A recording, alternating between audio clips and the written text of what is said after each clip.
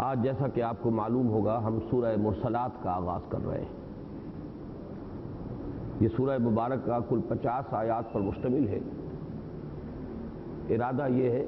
اس کا پورا ہونا تو ظاہر ہے کہ اللہ تعالیٰ کی مشیت پر منحصر ہے کہ آج ہم اس سورہ مبارکہ کے نصف کا مطالعہ کر لیں۔ ابتدائی 24 آیات کی میں تلاوت کر رہا ہوں۔ اعوذ باللہ من الشیطان الرجیم، بسم اللہ الرحمن الرحیم۔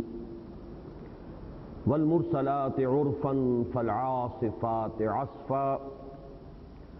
والناشرات نشرا فالفارقات فرقا فالملقيات ذکرا عذرا او نذرا انما توعدون لواقع فإذا النجوم طمست وإذا السماء فرجت وإذا الجبال نصفت وإذا الرسل أقتت لأي يوم أجلت ليوم الفصل وما أدراك ما يوم الفصل ويل يومئذ للمكذبين ألم نهلك الأولين ثم نتبعهم الآخرين كذلك نفعل بالمجرمين ويل يومئذ للمكذبين ألم نخلقكم من ماء مهين فجعلناه في قرار مكين إلى قدر معلوم فقدرنا فنعم القادرون ويل يومئذ للمكذبين صدق الله العظيم۔ رب اشرح لي صدري ويسر لي امري واحلل عقدة من لساني يفقهوا قولي۔ اللهم ربنا الهمنا رشدنا واعذنا من شرور انفسنا۔ اللهم ارنا الحق حقا وارزقنا اتباعه وارنا الباطل باطلا وارزقنا اجتنابه آمین یا رب العالمین۔ قرآن حکیم میں مکی اور مدنی صورتوں کے جو مجموعے یا گروپ 7 موجود ہیں، ان میں سے آخری گروپ آخری 2 پاروں پر مشتمل ہے۔ یہ کل کا کل تقریباً مکیات پر مشتمل ہے۔ آخر میں جا کر چند چھوٹی چھوٹی صورتیں ہیں جن میں سے صرف چند ہی ہیں، 1-2 جن کے بارے میں تیقن کے ساتھ کہا جا سکتا ہے کہ وہ مدنی صورتیں ہیں، باقی کے بارے میں بھی اختلاف موجود ہے۔ جیسے پہلا گروپ جو ہے وہ کلیتاً مکی صورتوں پر مشتمل ہے۔ سورہ فاتحہ ایک چھوٹی سی صورت حجم کے اعتبار سے، ویسے یہ کہ اپنی جگہ پر اپنے مقام اور مرتبے کے اعتبار سے پورے قرآن کے مساوی ہے۔ اسے خود کہا گیا ہے والقرآن العظیم، لیکن یہ کہ جہاں تک حجم کا تعلق ہے کل 7 آیات، ایک چھوٹی سی صورت، اور اس کے بعد لگ بھگ آپ کو معلوم ہے کہ 7 پارے ہیں جو چلے گئے ہیں کہ جو مدنی صورتوں پر مشتمل ہے، سورہ بقرہ، سورہ آل عمران، سورہ نساء، سورہ مائدہ۔ تو اس کی بالکل ریورس ہے ریشیو پروپورشن کے اعتبار سے کیفیت جو آخری گروپ میں ہے، کہ یہ جو آخری گروپ ہے یہ 38 صورتوں پر مشتمل ہے، 48 صورتوں پر مشتمل ہے، جن میں سے جیسا کہ میں نے عرض کیا آخری رائے تو میں اسی وقت قائم کروں گا جبکہ اس مقام تک اللہ پہنچا دے گا، لیکن صرف چند صورتیں ہیں کہ جن کے بارے میں تیقن کے ساتھ کہا جا سکتا ہے کہ وہ مدنی ہے۔ یہ باقی سب کی سب مکی صورتیں ہیں، 2 پاروں پر مشتمل ہے، تو اس اعتبار سے تو ہم تقریباً نصف تک پہنچ گئے، اس لیے کہ آج 29ویں پارے کی آخری صورت ہے سورہ مرسلات، جس کا کہ ہم آغاز کر رہے ہیں۔ تعداد کے اعتبار سے 29ویں پارے میں کل 11 صورتیں ہیں اور 30ویں پارے میں 37 صورتیں۔ بہرحال جب بھی اللہ کو منظور ہوگا ہم یہ درس انشاءاللہ اب اختتام تک پہنچائیں گے۔ یہ جو سورہ مرسلات ہے اس کا جوڑا ہے سورہ نبا، جو کہ آخری پارے میں ہے۔ سورہ نبا جو پارہ عام مشہور ہے اس کی پہلی صورت ہے۔ میں نے عرض کیا تھا کہ اس آخری گروپ میں سورہ مزمل کے بعد سے لے کر اختتام تک واضح طور پر صورتیں جو ہیں وہ جوڑوں میں منقسم ہیں، کہیں کوئی منفرد یا ضمیمے کی حیثیت رکھنے والی صورت نہیں، بلکہ ایک اضافی بات یہ نظر آتی ہے کہ بعض جگہوں پر 2 جوڑے یعنی 4 صورتوں کے 4 سورے وجود میں آئے ہیں مضمون کے اعتبار سے۔ وہ جب اس مقام پر ہم پہنچیں گے تو انشاءاللہ میں اس کی وضاحت کروں گا۔ سورۃ المرسلات اور سورۃ النبا کے مابین یہ جو جوڑے ہونے کی نسبت ہے یہ کچھ زیادہ نمایاں نہیں ہے۔ ایک تو اس لیے کہ آغاز کا اسلوب جو ہے وہ خاصا مختلف ہے۔ ویسے بھی اس سے پہلے کی صورتوں میں جیسے سورہ مدثر، سورہ مزمل، یا ایھا المزمل قم اللیل الا قلیلا، یا ایھا المدثر قم فانذر، یا جیسے سورہ طلاق اور سورہ تحریم میں یا ایھا النبی، یا ایھا النبی، ایک ہی لفظ سے دونوں صورتیں شروع ہو رہی ہیں، تو وہاں جو ہے یہ نسبت بہت نمایاں اور واضح ہے، گویا کہ اظہر من الشمس ہے،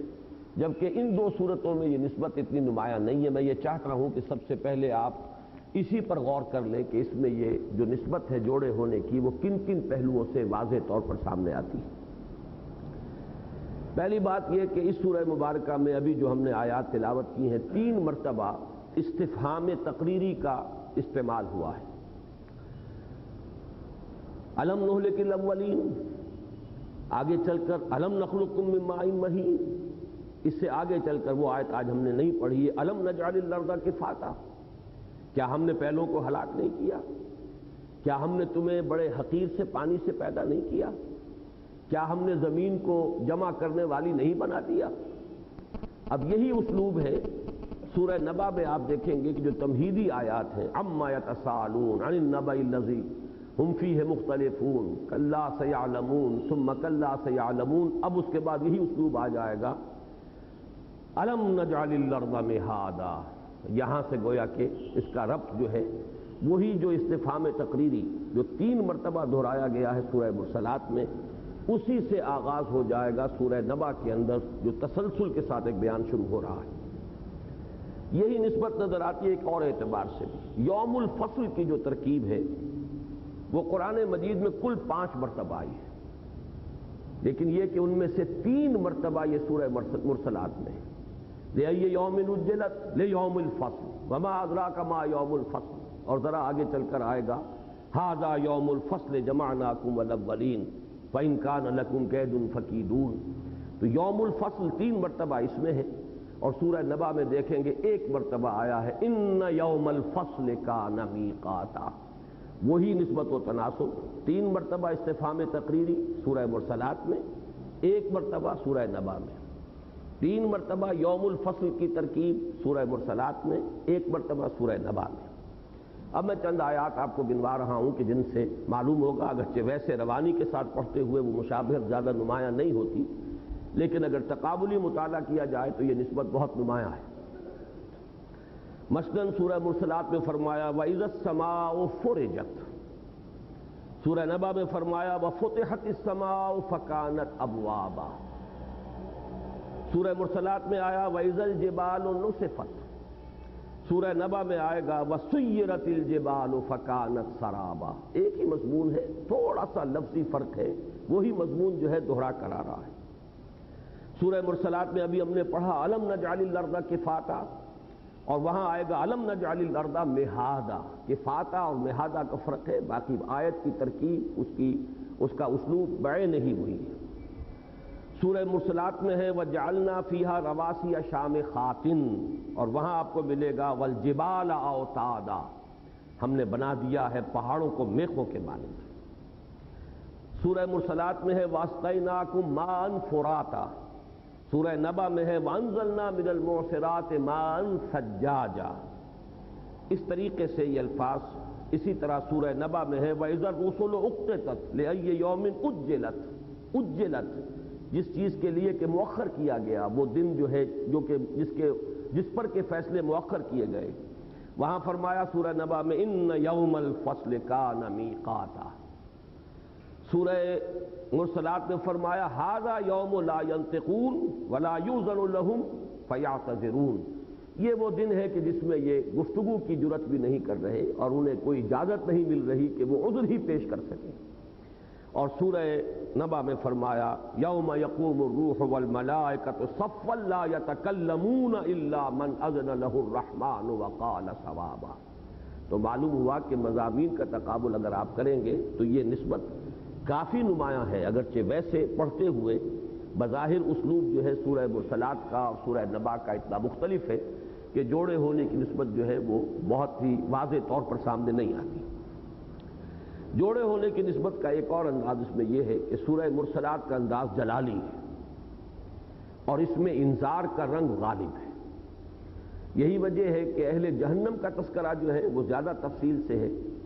اور جنت والوں کا، نجات پانے والوں کا ذکر جو ہے بہت ہی مختصر ہے۔ یہ آپ کو ریشو پروپورشن جو ہے وہ ملے گی کہ کانورس ہو گئی ہے سورہ نبا میں، وہاں اللہ کی ربوبیت کی نشانیوں کا زیادہ ذکر ہے، اس میں تبشیر کا رنگ زیادہ ہے،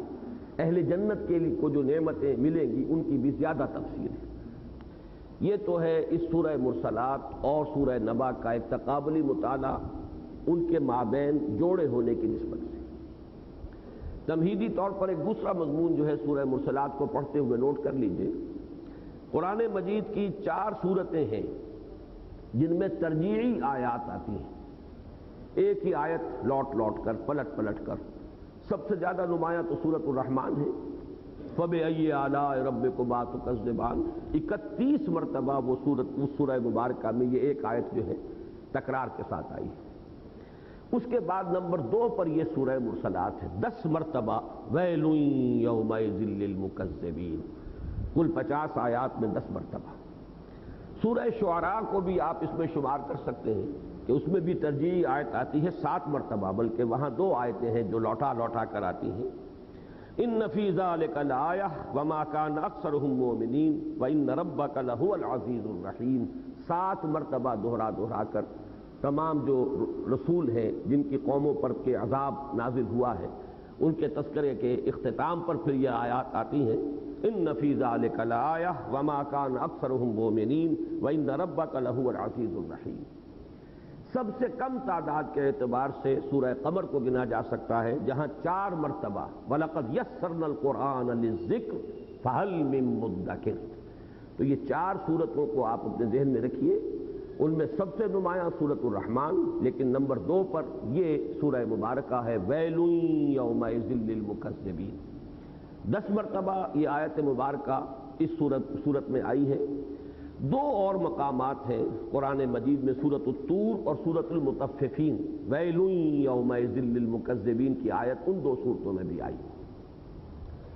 اب آئیے جو ایک خاصا مشکل مضمون ہے اور اس کے اعتبار سے میں توجہ دلا رہا ہوں کہ 5 سورتیں قرآن مجید کی ہیں کہ جن میں تمہیدی آیات میں مشابہت ہے، ایک ہی اسلوب پر اٹھان ہے سورتوں کا، اگرچہ وہ ساتھ ساتھ نہیں ہے، جوڑوں کی شکل میں نہیں ہے۔ ان میں سب سے پہلے والصافات، والصافات صفا فالزاجرات زجرا فالتالیات ذکرا، یہ 3 آیات ہیں سورہ صافات میں جو اس انداز میں آئیں۔ اس کے بعد سورۃ الزاریات، والزاریات ذروا فالحاملات وقرا فالجاریات یسرا فالمقسمات امرا، اور ایک اس میں یہ تدریج نظر آئے گی کہ صافات جو سب سے پہلی صورت ہے جو اس انداز میں شروع ہوتی ہے، اس میں 3 آیتیں ہیں جو اس انداز میں۔ سورہ زاریات میں 1 عدد بڑھ گیا ہے، 4 آیات ہیں، والزاریات ذروا فالحاملات وقرا فالجاریات یسرا فالمقسمات امرا۔ ان 5 میں سے مرکزی صورت یہ سورہ مرسلات ہے۔ اس میں آپ دیکھیں گے کہ یہ تعداد ایک دم جو ہے 6 آیات کی بن گئی ہے۔ والمرسلات عرفا فالعاصفات عصفا والناشرات نشرا فالفارقات فرقا فالملقيات ذکرا عذرا او نذرا انما توعدون لواقع۔ 2 صورتیں اس کے بعد آئیں گی آخری پارے میں، والنازعات غرقا والناشطات نشطا والسابحات سبحا فالسابقات سبقا فالمدبرات امرا، 5 آیات۔ اور آخری جو چھوٹی صورتوں میں ہے اس میں بھی آپ کو یہ اسلوب مل جاتا ہے، والعادیات ضبحا فالموریات قدحا فالمغیرات صبحا فاثرن به نقعا فوسطن به جمعا۔ تو ان دونوں صورتوں میں 5 آیات اس انداز میں آئی ہیں، صافات میں 3، ذاریات میں 4، اور یہاں پر سب سے زیادہ تعداد ہے 6 آیات ہے۔ ان میں ایک نمایاں فرق یہ ہے کہ پہلی اور آخری صورت جو ہے صافات اور والعادیات، ان دونوں میں مقسم علیہ ہے توحید کا مضمون ہے۔ والصافات صفا فالزاجرات زجرا فالتالیات ذکرا ان الہکم لواحد۔ 3 قسمیں کھائی گئی، کس چیز پر قسم کھائی گئی؟ توحید پر۔ یقیناً تمہارا معبود، تمہارا الہ، تمہارا مالک ایک ہے، تنہا ہے، اکیلا ہے۔ اسی طرح سورۃ العادیات تفصیل سے تو گفتگو ہوگی جب ہم وہاں پہنچیں گے، لیکن وہاں بھی بالواسطہ طور پر یہ قسمیں جو کھائی گئی ہیں وہ توحید کے مضمون پر ہیں۔ والعادیات ضبحا فالموریات قدحا فالمغیرات صبحا فاثرن به نقعا فوسطن به جمعا ان الانسان لربه لکنود۔ یقیناً انسان اپنے رب کا بہت ہی ناشکرا ہے۔ اس کا برعکس ہے شکر، اور شکر ہی جو ہے وہ بنیاد بنتی ہے توحید کی۔ اسی لیے سورہ لقمان جو ہمارے منتخب نصاب میں سورہ لقمان کا دوسرا رکوع اہم درس کی حیثیت سے شامل ہے، تو اس میں آپ کو معلوم ہے کہ شرک اور در حقیقت اس کی جڑ کیا ہے؟ ناشکری۔ وَلَقَدْ آتَيْنَا لُقْمَانَ الْحِكْمَةَ أَنِ اشْكُرْ لِلَّهِ، شکر ہی سے در حقیقت وہ انسان جو ہے وہ شرک سے بچتا ہے اور توحید کی طرف آتا ہے۔ تو پہلی اور آخری صورتوں کا مقسم علیہ توحید، باقی تینوں صورتیں جو درمیان میں آئی ہیں ان کا مقسم علیہ آخرت۔ ایک صورت میں تو اس کا ذکر نہیں ہے، سورۃ النازعات میں ہم دیکھیں گے وہ محذوف ہے،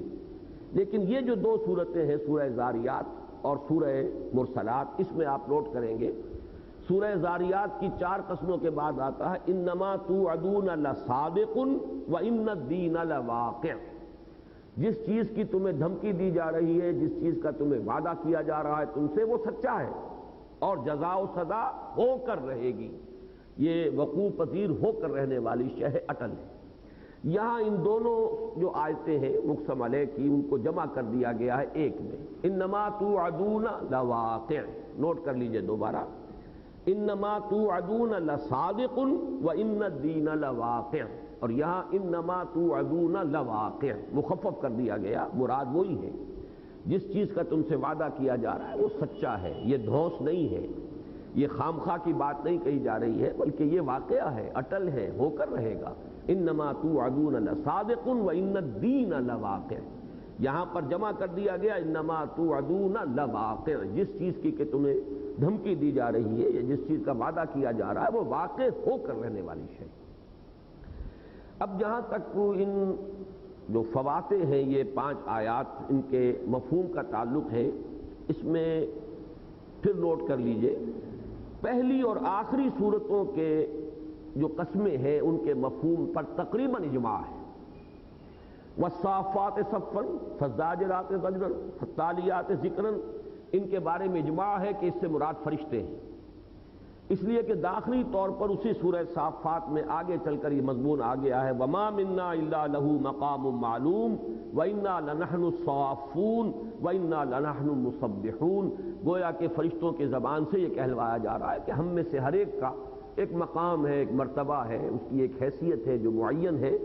اور ہم تو صفیں باندھے ہوئے ہر وقت اللہ تعالیٰ کے احکام کے منتظر رہتے ہیں، جو حکم ملتا ہے بجا لانے کے لیے بسر و چشم تیار،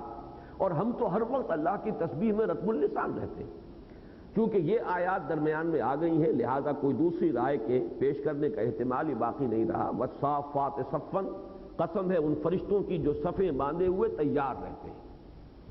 والزاجرات زجرا، پھر یہ کہ وہی فرشتے ہیں کہ اللہ تعالیٰ جن قوموں پر عذاب بھیجتا ہے، جن کے اوپر ڈانٹ اللہ کی طرف سے آتی ہے، ڈانٹ ڈپٹ ہوتی ہے، زجر ہوتا ہے، وہ بھی انہی کے ذریعے سے۔ فالتالیات ذکرا، اور اللہ کی طرف سے ذکر اور نصیحت اور وحی لے کر آنے والی ہستیاں بھی یہی ہیں، لہذا کوئی اختلاف نہیں رہا کہ ان کا جو مدلول ہے وہ ہے فرشتے۔ اسی طرح آخری صورت جو ہے والعادیات ضبحا، اس میں بھی کوئی اختلاف نہیں، اس میں عام انسانی مشاہدے میں جو گھوڑے کی وفاداری ہے اپنے مالک کے ساتھ، در حقیقت اس کا نقشہ کھینچا گیا ہے۔ یہ گھوڑا جس کی کہ مالک جو ہے اس کا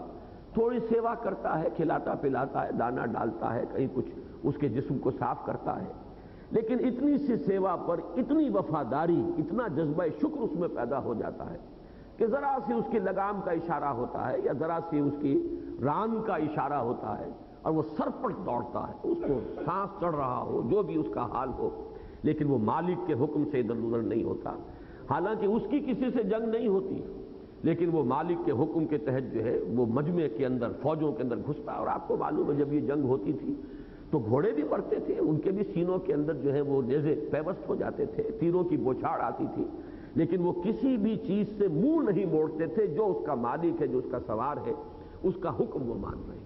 وہ نقشہ کھینچا گیا، والعادیات ضبحا فالموریات قدحا، اپنے سموں سے چنگاریاں نکالتے ہوئے دوڑتے ہیں، فالمغیرات صبحا، اور عین صبح کے وقت، جس کو آپ انگریزی میں کہتے ہیں the small hours of the morning, اس لیے کہ جو غارت گری کرتے تھے یہ اہل عرب، وہ بالکل اس وقت، یہ رات کا پچھلا پہر جب کہ کوئی قبیلہ سویا ہوا ہے، بڑا ٹھنڈی ٹھنڈی ہوا چل رہی ہے اور بہت ہی ان پر مدہوشی اور ایک غفلت آ رہی ہے، تب جا کر اچانک ٹوٹ پڑتے تھے، فالمغیرات صبحا فَأَثَرْنَ بِهِ نَقْعًا فَوَسَطْنَ بِهِ جَمْعًا، پوری جمعیتوں کے اندر فوجوں میں گھس جاتے تھے۔ کیوں؟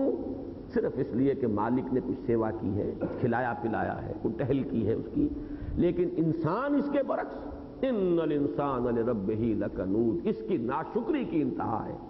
کہ وہ اپنے مالک کے حکم کو نہیں مانتا، جس نے پیدا کیا، جس نے بنایا، جس نے اس کی ضروریات زندگی فراہم کی، جو اسے کھلا رہا ہے، پلا رہا ہے۔ تو یہ ہے اصل میں کنٹراسٹ۔ تو میں اس وقت صرف یہ عرض کر رہا تھا کہ اس کے مدلول کے بارے میں بھی کوئی اختلاف نہیں۔ والصافات صفا، فرشتوں کی قسمیں کھائی گئیں، ان کو گواہی میں پیش کیا گیا۔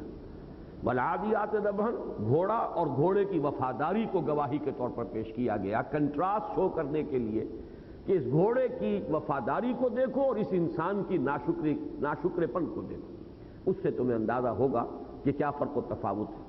البتہ جو درمیان کی تین جو صورتیں ہیں، سورہ ذاریات اور سورہ مرسلات اور سورہ نازعات، یہ مشکلات القرآن میں سے، اس لیے ان کے مدلول، ان کے مفاہیم، ان کی تفسیر میں بہت اختلاف واقع ہوا ہے۔ اب میں سورہ ذاریات کو اور سورہ نازعات کو اس وقت چھوڑ رہا ہوں، لیکن یہ کہ اب سب سے پہلے آئیے سورہ مرسلات کی جو قسمیں ہیں، ان کا مفہوم کیا کیا لیا گیا۔ پہلے لفظی ترجمہ کر لیجئے، والمرسلات عرفا، مرسل کوئی شے یا کوئی فرد یا کوئی انسان جو بھیجا گیا ہو، مرسلین اللہ تعالیٰ کے رسولوں کو، اس کے لیے لفظ رسول بھی آتا ہے، مرسل بھی آتا ہے۔ والمرسلات، وہ ہستیاں جو بھیجی گئیں، عرفن، عرفن کے دو معنی کیے گئے ہیں، ایک تو عرف کہتے ہیں گھوڑے کے عیال کو، گھوڑے کے گردن کے بال جو پھر اس کی پیشانی کے اوپر بھی آ جاتے ہیں۔ ابھی جب کہ ابتدا میں لگام وغیرہ کا تصور نہیں تھا تو گھوڑے کی سواری کرتے ہوئے اسی عیال کو پکڑ کر جو ہے وہ اس کا سوار بیٹھتا تھا، اور پھر جیسے کہ ایڑ دی جاتی ہے تو عیال کو چھوڑ دینا گویا کہ اشارہ ہوتا تھا کہ اب یہ بگ ٹٹ، جسے اب ہم کہتے ہیں بگ ٹٹ دوڑنا، کہ وہ سر پٹک دوڑے۔ تو ایک تو مفہوم یہ لیا گیا ہے والمرسلات عرفن، قسم ہے ان ہستیوں کی اور گواہ ہیں وہ ہستیاں جن کو بھیجا جاتا ہے، چھوڑ دیا جاتا ہے بگٹٹ انداز میں، بہت تیز اور تند۔ اور عرف کا دوسرا مفہوم جو ہے وہ آپ کو معلوم ہے معروف اور منکر کے حوالے سے، معروف شے وہ ہے جو پسندیدہ ہو، خوشگوار ہو، اچھی لگے، اور معروف منکر شے وہ ہے جو ناپسندیدہ ہو، ناگواری جس سے کہ فطرت انسانی محسوس کرے۔ تو عرفن خوشگوار انداز میں، بڑے اچھے انداز میں، والمرسلات عرفن، قسم ہے ان کی جو چھوڑ دیے گئے یا جو بھیج دیے گئے یا جن کو چھوڑ دیا گیا بگٹٹ انداز میں یا بڑے خوشگوار انداز میں۔ یہ ابھی لفظی ترجمہ کر رہا ہوں، اس سے مراد کیا ہے وہ ابھی میں اس کے طرف نہیں جا رہا۔ فالعاصفات عصفا، عاصف کہتے ہیں جھکڑ، تیز آندھی، عاصف۔ فالعاصفات عصفا، پھر وہ کہ جو تیز و تند چلنے والیاں ہیں، پوری تیزی اور تندی کے ساتھ۔ یہاں یہ عصفن جو ہے یہ مفعول مطلق کے معنی میں آ رہا ہے، اور عربی زبان میں آپ کو معلوم ہے مفعول مطلق آتا ہے کسی شے کی اصل حقیقت کو ظاہر کرنے کے لیے۔ ضربتہ ضربن، میں نے اسے مارا جیسے کہ مارا جاتا ہے، یعنی یوں نہ سمجھو کہ میں صرف محاورتاً کہہ رہا ہوں کہ میں نے مارا جیسے کہ مارنے کا حق ہے۔ تو فالعاصفات عصفا، پھر تیز و تند ہو جانے والیاں جیسے کہ تیز و تند ہوا جاتا ہے، پوری تیزی اور تندی کے ساتھ۔ والناشرات نشرا، نشر کے بھی دو معنی کیے گئے ہیں، ایک نشر کے معنی ابھارنا، اٹھانا، اور ایک نشر کے معنی پھیلانا۔ یہ دوسرا مفہوم جو ہے اسی سے ہم استعمال کرتے ہیں، نشر و اشاعت، اسی سے لفظ بنا منتشر ہو جانا، پھیل جانا، مختلف ٹکڑیوں میں بٹ جانا، اور اس طریقے سے بجائے مجتمع ہونے کے منتشر ہو جانا۔ بلکہ اس میں ایک لفظ جو ہے لغت کے پہلو سے ایک عمدہ ذہن میں رکھیے، نثر سا کے ساتھ اور نشر ان میں بہت قرب ہے۔ نثر بھی نظم کے مقابلے میں آتا ہے لفظ. نظم وہ ہے کہ جو عبارت جس کے اندر ایک نظم ہے، تنظیم ہے، قوافی ہیں جن میں ایک ردم ہے، جن میں وہ مختلف جو ہے یہ جو نظم کی شرائط ہے پوری ہو رہی ہیں. اور نثر ہے بکھرے ہوئے الفاظ ہیں، ان کے اندر کوئی اس طرح کا آپ کو نظم نہیں ملے گا. تو نثر اور نشر یہ بہت قریب ہے ایک دوسرے کے اور ان کے اندر ایک مشابہت ہے. والناشرات نشرا، نشرا پھر یہاں پر مفعول مطلق کے طور پر آ رہا ہے، اور ابھارنے والیاں یا پھیلانے والیاں، جیسے کہ ابھارا جاتا ہے، جیسے کہ پھیلایا جاتا ہے. فالفارقات فرقا، پھر فرق کرنے والیاں. اور یہاں پر فرق کے دونوں معنی کیجئے، جدا جدا کر دینا اور پھاڑ دینا. یہ در حقیقت ایک ہی مفہوم ہے، لیکن ایک ہے معنوی اور ایک ہے حسی یا مادی. کسی شے کو پھاڑ دینا، فرق کر دینا، اور فرق کسی حق و باطل میں فرق کر دینا. اب وہ کوئی شے نظر آنے والی نہیں ہوتی، وہ معنوی ایک شے ہے. تو حسی طور پر جدا جدا کر دینا، ٹکڑے ٹکڑے کر دینا، پھاڑ دینا، یا معنوی طور پر دودھ کا دودھ، پانی کا پانی جو ہم کہتے ہیں جدا کر دینا. فالفارقات فرقا، پھر فرق کرنے والیاں، جیسے کہ فرق کیا جاتا ہے، خوب خوب فرق کرنا. فالملقیات ذکرا، ملقیات، ملقی یہ القاء سے اس میں فاعل بنے گا. القا یلقی القاءن، القاء کے معنی ڈالنا، کسی کے دل میں بات ڈال دینا، وہ بھی القاء ہے. ویسے یہ کہ وہ مختلف اس کے انداز میں کسی کو کوئی شے اتار دینا، بلندی سے نیچے کی طرف اتارنا، یہ بھی القاء آئے گا. تو ملقیات پھر وہ کہ جو اتارنے والیاں ہیں یا ڈالنے والیاں ہیں. یہاں پر جو ذکرن کا لفظ آیا ہے یہ اب مفعول مطلق نہیں ہے بلکہ یہ مفعول بہی ہے. پھر نازل کرنے والیاں ذکر کی، ذکر کو، ڈالنے والیاں ذکر کو. ذکر نصیحت، یاد دہانی. اور آپ کو معلوم ہے وحی کے لیے، قرآن کے لیے انا نحن نزلنا الذکر وانا لہ لحافظون، کلا انہا تذکرہ. تو یہ معلوم ہوا کہ یہ لفظ جو ہے وحی کے لیے اور قرآن کے لیے بار بار استعمال ہوتا ہے. تو پھر لانے والیاں یا ڈالنے والیاں ذکر اور نصیحت، وحی اور یہ قرآن بھی اس میں شمار ہو سکتا ہے. اس کے ساتھ جڑ کر اگلی آیت آ رہی ہے عذراً او نذراً. اس ذکر کا جو نزول ہے یا اس ذکر کا جو القاء ہے یہ دو مقصد کے لیے ہے. عذر اتمام حجت اللہ کی طرف سے، کسی قوم کو ہلاک کر دینے سے پہلے اللہ کی طرف سے اتمام حجت کے طور پر اللہ تعالیٰ کی طرف سے وحی کا سلسلہ، نبی کی بعثت، رسول کا بھیجا جانا، اتمام حجت اس کے ذریعے سے ہو جانا تاکہ اب عذر نہ رہے. اور نذراً خبردار کرنا، یعنی جن میں کچھ بھی خیر کا مادہ ہے، جو کچھ بھی اپنی بھلائی چاہتے ہیں، جو چاہتے ہیں کہ ان کو حق کا راستہ مل جائے، بھٹک رہے تھے، انہیں خبردار کر کے اور صحیح راستے کی طرف لے آنا. یہ دو مقصد ہیں جن کے تحت کہ وحی نازل ہوتی رہی اور اللہ کی طرف سے جو ذکر ہے وہ اتارا جاتا رہا. اب یہ تو ترجمہ ہو گیا ان آیات کا. اب یہ میں ذرا نوٹ کر کے آج لایا ہوں کہ ان سے مراد کیا لیا گیا ہے. جیسا کہ میں عرض کر چکا ہوں یہ مشکلات القرآن میں سے ہے. امام راضی نے تقسیم کیا ہے تمام آراء کو، اور امام راضی کا میں اس اعتبار سے بہت قائل ہوں کہ وہ بڑی سائنٹیفک انداز میں ایک چیز کا تجزیہ بھی کر دیتے ہیں، اور اگر بہت سی مختلف آراء کہیں پائی جاتی ہوں تو انہیں پھر وہ سائنٹیفک انداز میں، منطقی انداز میں مرتب کر دیتے ہیں. تو دو حصوں میں تقسیم انہوں نے کیا ہے کہ کچھ لوگوں نے تو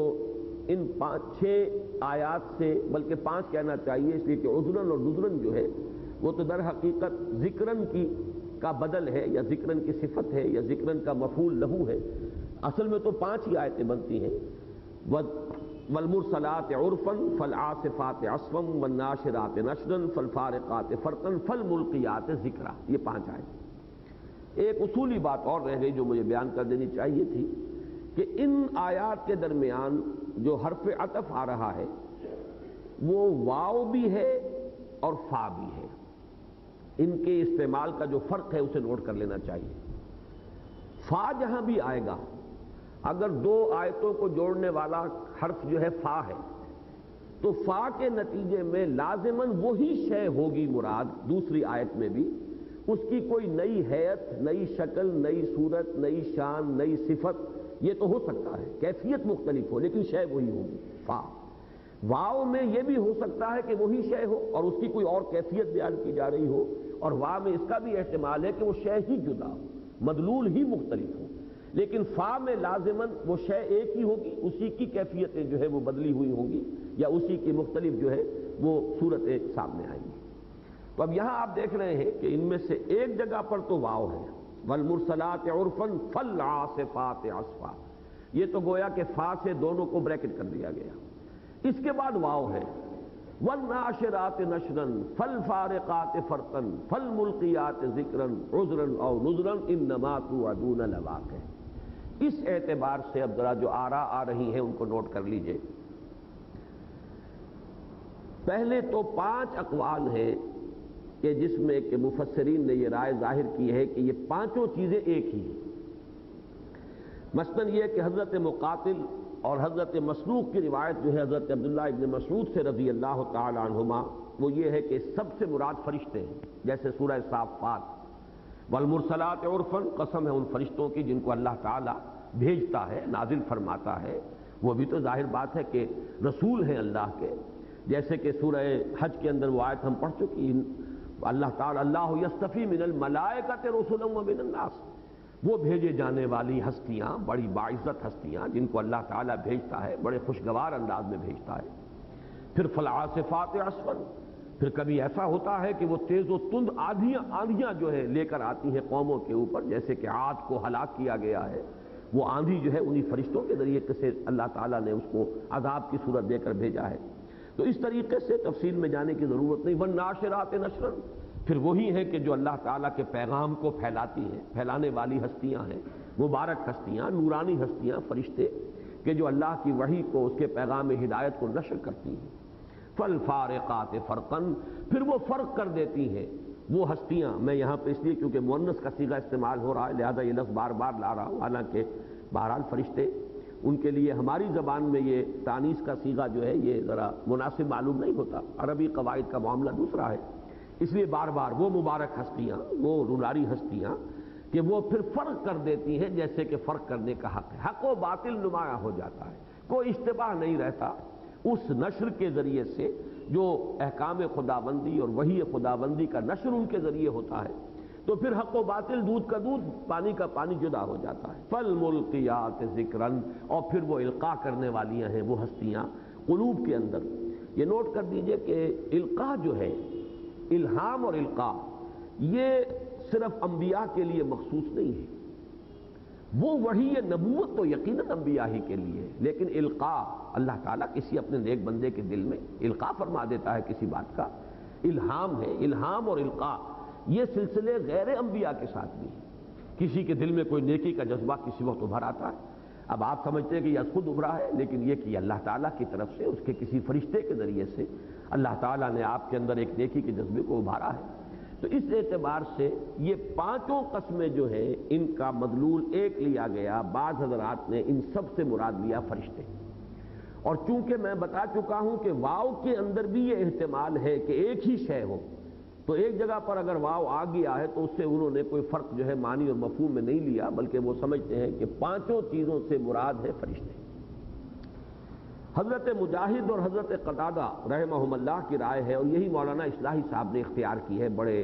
جزم کے ساتھ، اگرچہ وہ ان کا ایک اپنا خاص ذوق ہے، اس کے اعتبار سے جہاں کہیں بھی کوئی مادی تعبیر ہو سکتی ہو وہ اس کی طرف زیادہ رجحان رکھتے ہیں۔ بہرحال لیکن یہ رائے صرف ان کی تنہا نہیں ہے، حضرت مجاہد اور قتادہ کی رائے بھی ہے کہ اس سے مراد ہوائیں ہیں، والمرسلات عرفا، پہلے یہ ہوائیں جو ہیں بڑی خوشگوار انداز میں چلتی ہیں، پھر یہ فالعاصفات عصفا، پھر یہ جھکڑوں کی شکل اختیار کر لیتی ہیں، تباہی لاتی ہیں، بربادی لاتی ہیں، پھر یہی ہوائیں ہیں جو بادلوں کو ابھارتی ہیں، اٹھاتی ہیں، پھیلاتی ہیں، والناشرات نشرا فالفارقات فرقا، پھر یہ فرق کر دیتی ہیں،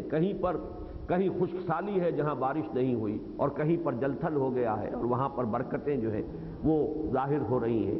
فالملقیات ذکر، اور یہی چیز جو ہے پھر لوگوں کے لیے نصیحت کا ذریعہ بن جاتی ہے، یہی فرق و تفاوت جو ہے وہ بہت سے لوگوں کو جو غفلت میں تھے انہیں جگانے کا سبب اور ذریعہ بن جاتی ہے۔ تو یہ بھی ایک تعبیر ہے۔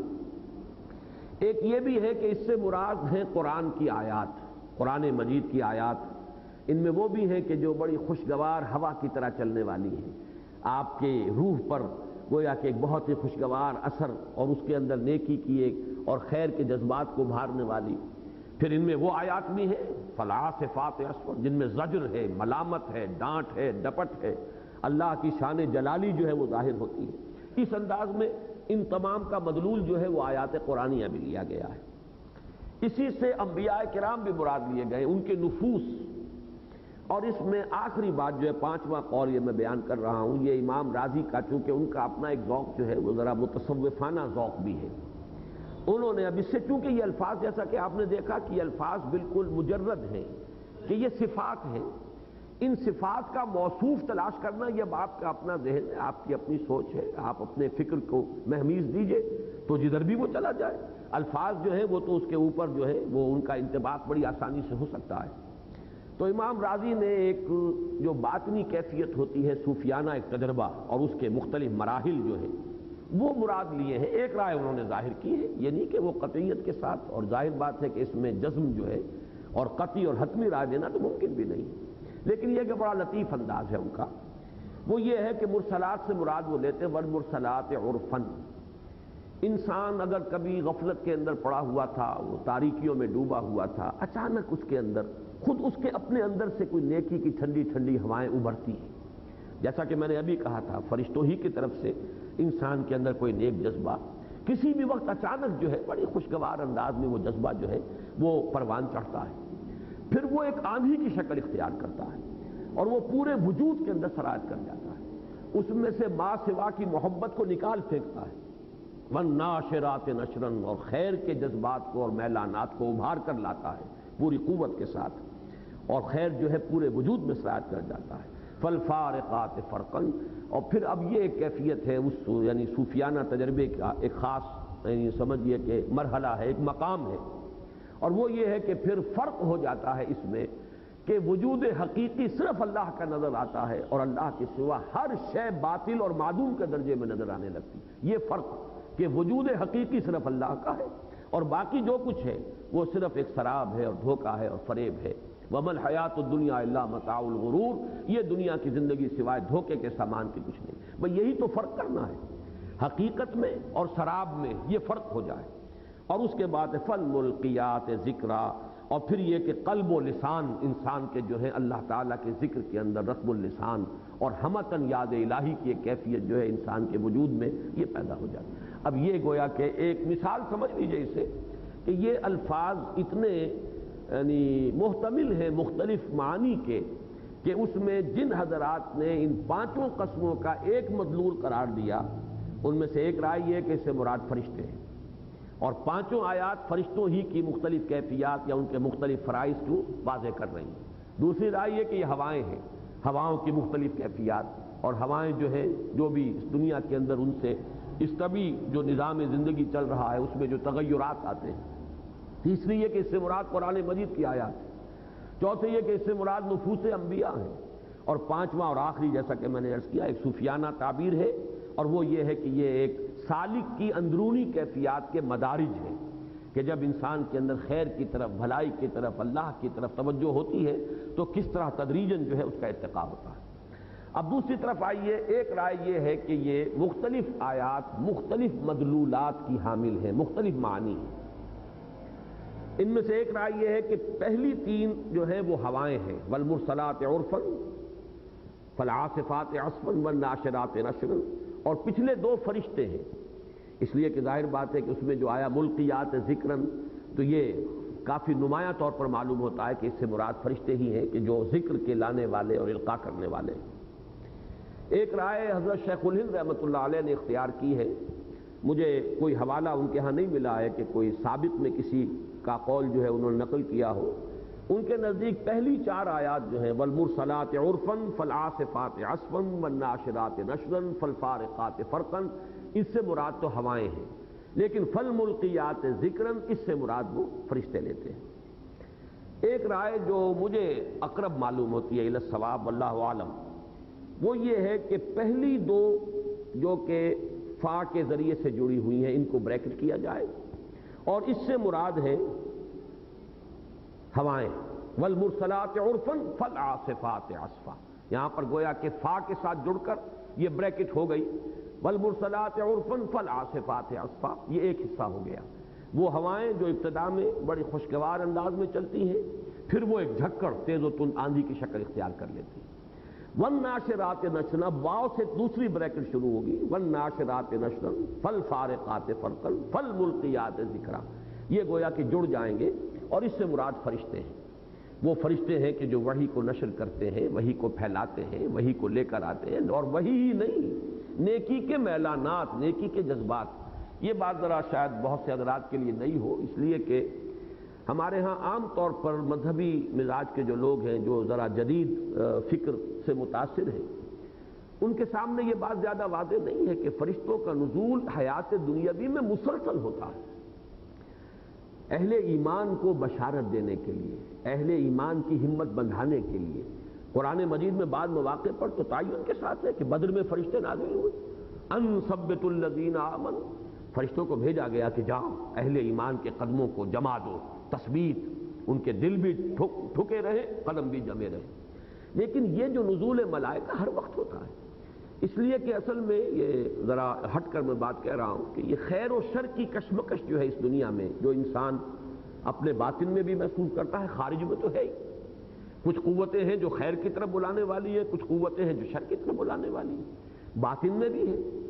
باطن میں ہمارا نفس امارہ ہے جو شر کی طرف بلاتا ہے، ان النفس لامارۃ بالسوء، یہ نفس امارہ، یہ ایڈ یا لیبیڈو جو ہے ہمارا، یہ تو برائی کی طرف بلاتا ہے۔ اسے تو اپنی تسکین چاہیے، سینشول گریٹیفیکیشن، بھوک لگی ہے، اسے تسکین چاہیے کہ مجھے میرے پیٹ کو بھرو، چاہے وہ حرام سے ہو چاہے حلال سے ہو، اس سے مجھے غرض نہیں۔ اگر جنسی جذبہ جو ہے وہ مشتعل ہو گیا، وہ تو اپنی تسکین چاہتا ہے، صحیح راستے سے ہو غلط سے ہو، جائز سے ہو ناجائز سے، اسے کوئی غرض نہیں۔ تو یہ جو اینیمل انسٹنکٹس ہیں، ایڈ یا لیبیڈو جسے کہتا ہے فرائڈ، جس کو ہمارے یعنی قرآنی اصطلاح میں کہا جائے گا نفس امارہ، ان النفس لامارۃ بالسوء۔ لیکن یہ کہ جہاں ہمارے اپنے وجود کے اندر یہ ایک داعیہ شر موجود ہے، وہاں وہ داعیہ خیر بھی ہے، وہ روح ملکوتی جو ہمارے اندر ہے، وَنَفَخْتُ فِيهِ مِن رُوحِي، جس کو کہ ویسٹرن فلاسفرز نے بھی کہا ہے کہ ڈیوائن سپارک، ایک شعلہ ملکوتی انسان کے اندر ہے، ماننا پڑتا ہے۔ اس لیے کہ کوئی کتا اگر وہ کوئی ہڈی یا کوئی اور چیز اس کے پاس ہے کھانے کی، کسی دوسرے کتے کو کبھی وہ ویلکم نہیں کہے گا کہ وہ بھی اس میں شامل ہو جائے۔ لیکن انسانوں کو ہم دیکھتے ہیں کہ چاہے انسان کو بھوک لگی ہوئی ہے، اگر ایک روٹی ہے تو وہ ایسے بھی ہوں گے جو وہ ایک روٹی ہی کو اپنے پاس ہی رکھ کر بیٹھ جائیں گے، کسی کو شیئر نہیں کریں گے کسی کے ساتھ۔ لیکن انسانوں میں وہ بھی ہوتے ہیں کہ جو ایک روٹی میں بھی کسی کو حصے دار بنانے کے لیے تیار ہو جاتے ہیں۔ اس کو آپ خالص نفسانیت کی بنا پر اس کی کوئی ایکسپلینیشن ممکن نہیں۔ معلوم ہوتا ہے نیکی کا کوئی اندر چنگاری انسان کی ہے، کوئی ڈیوائن سپارک ہے۔ تو گویا کہ ہماری شخصیت کے باطنی وجود کے اندر بھی خیر اور شر کے داعیات دونوں موجود ہیں۔ وہ روح ربانی ہمیں بلندی کی طرف ابھارنا چاہتی ہے، یہ نفس امارہ ہمیں پستی کی طرف لے جانا چاہتا ہے،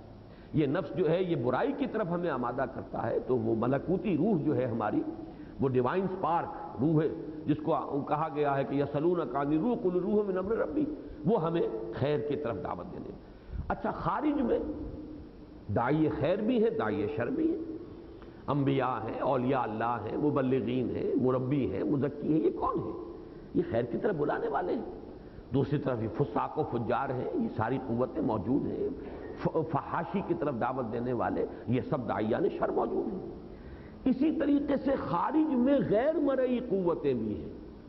ہمیں یہ تو نظر آ جاتا ہے کہ فلاں شخص جو ہے برائی کی طرف بلا رہا ہے یا برائی کی ترغیب دے رہا ہے، لیکن ہمیں نظر نہیں آتا کہ وہ جنات جو ہے، شیاطین جن، وہ بھی تو ہمارے در پہ ہیں، ہمیں بدی کی طرف دھکیلنے والے، بدی کی طرف بلانے والے۔ اور یہ جب تک بیلنس نہیں ہوگا، جب تک کہ یہ بات آپ کے سامنے نہ آ جائے کہ فرشتے بھی ایک غیر مرئی وجود ہیں، وہ ہمیں نیکی کی ترغیب دیتے ہیں، بھلائی کی طرف بلاتے ہیں، وہ ہمارے دلوں میں اچھے میلانات کا القاء کرتے ہیں۔ اگر کوئی خیر ہم سے وجود میں آتا ہے تو ہمیں تھپکی دیتے ہیں۔ یہ انداز جو ہے یہ بھی فرشتوں کا۔ تو گویا کہ یہ 6 قوتیں میں نے گنوائی ہیں، 2 ہمارے اندر ہیں، داعی الی الخیر، داعی الی الشر۔ الی الشر نفس امارہ، داعی الی الخیر روح ملکوتی جو ہمارے اندر ہے، روح ربانی کہنا چاہیے۔ خارج میں مرئی فرشتے نہیں، غیر مرئی فرشتے ہیں نیکی کی طرف بلانے والے اور ترغیب دینے والے، اور ادھر جنات ہیں، شیاطین جن، تمام جن نہیں، جنوں میں اچھے بھی ہیں، لیکن شیاطین جن وہ غیر مرئی ہیں، ہمیں نظر نہیں آتے، وہ بدی کی طرف بلاتے ہیں۔ اور ظاہر اور مرئی جو ہے ان میں انسان ہے۔ انسان داعی خیر، اللہ کے رسول، اللہ کے نبی اور ان کے نقش قدم پر چلنے والے، جیسے کہ فرمایا قل ھذہ سبیلی ادعو الی اللہ علی بصیرۃ انا ومن اتبعنی، جو میرا اتباع کرتے ہیں وہ بھی بلاتے ہیں اللہ کے راستے کی طرف اور بلاتے ہیں علی وجہ البصیرۃ۔ اسی طریقے سے وہ شر کی طرف بلانے والے، غلط نظریے، غلط افکار پھیلانے والے،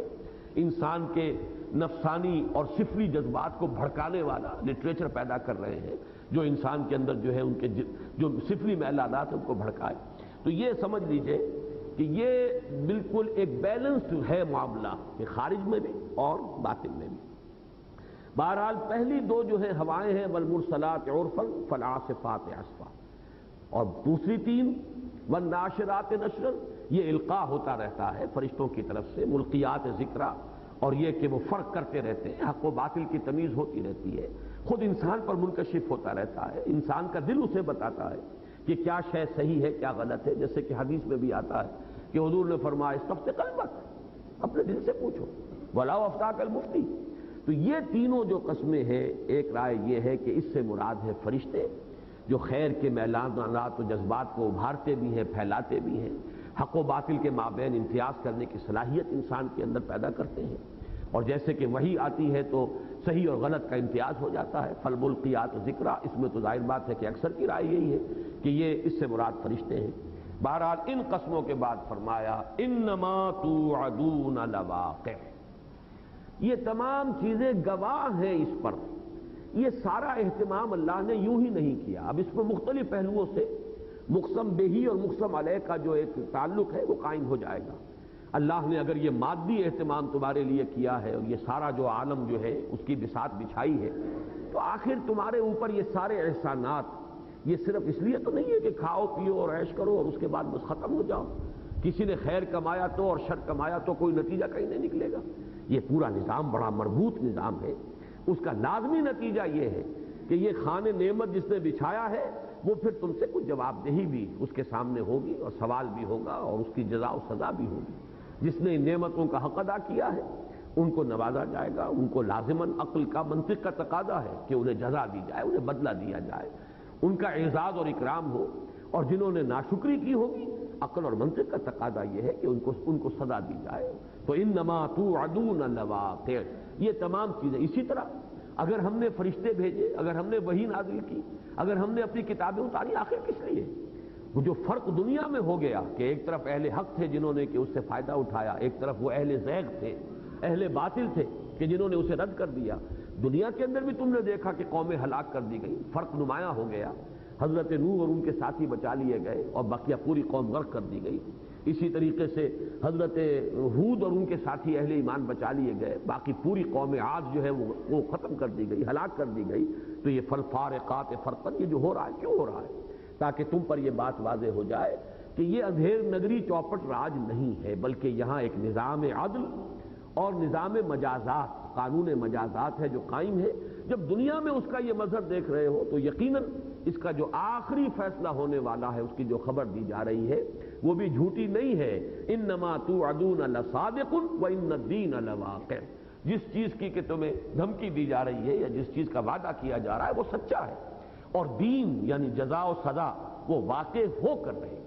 یہاں پر جیسا کہ میں نے عرض کیا، ان دونوں آیتوں کے مفہوم کو جمع کر دیا گیا، انما توعدون لواقع۔ اب آگے چلیے، فَإِذَا النُّجُومُ طُمِسَتْ، اب یہ وہ قیامت کی جو کیفیات ہیں، جبکہ وہ جو زلزلہ آئے گا جسے کہ کہیں واقعہ کہا جاتا ہے، اذا وقعت الواقعہ لیس لوقعتها کاذبہ، کہیں ہم نے اس کو پڑھا ہے تو سورہ قیامہ کے اندر اس کی کچھ اور شکلیں جو ہے، کچھ اور کیفیات جو ہے اس کی بیان کر دی گئی۔ یہاں پر جو ہے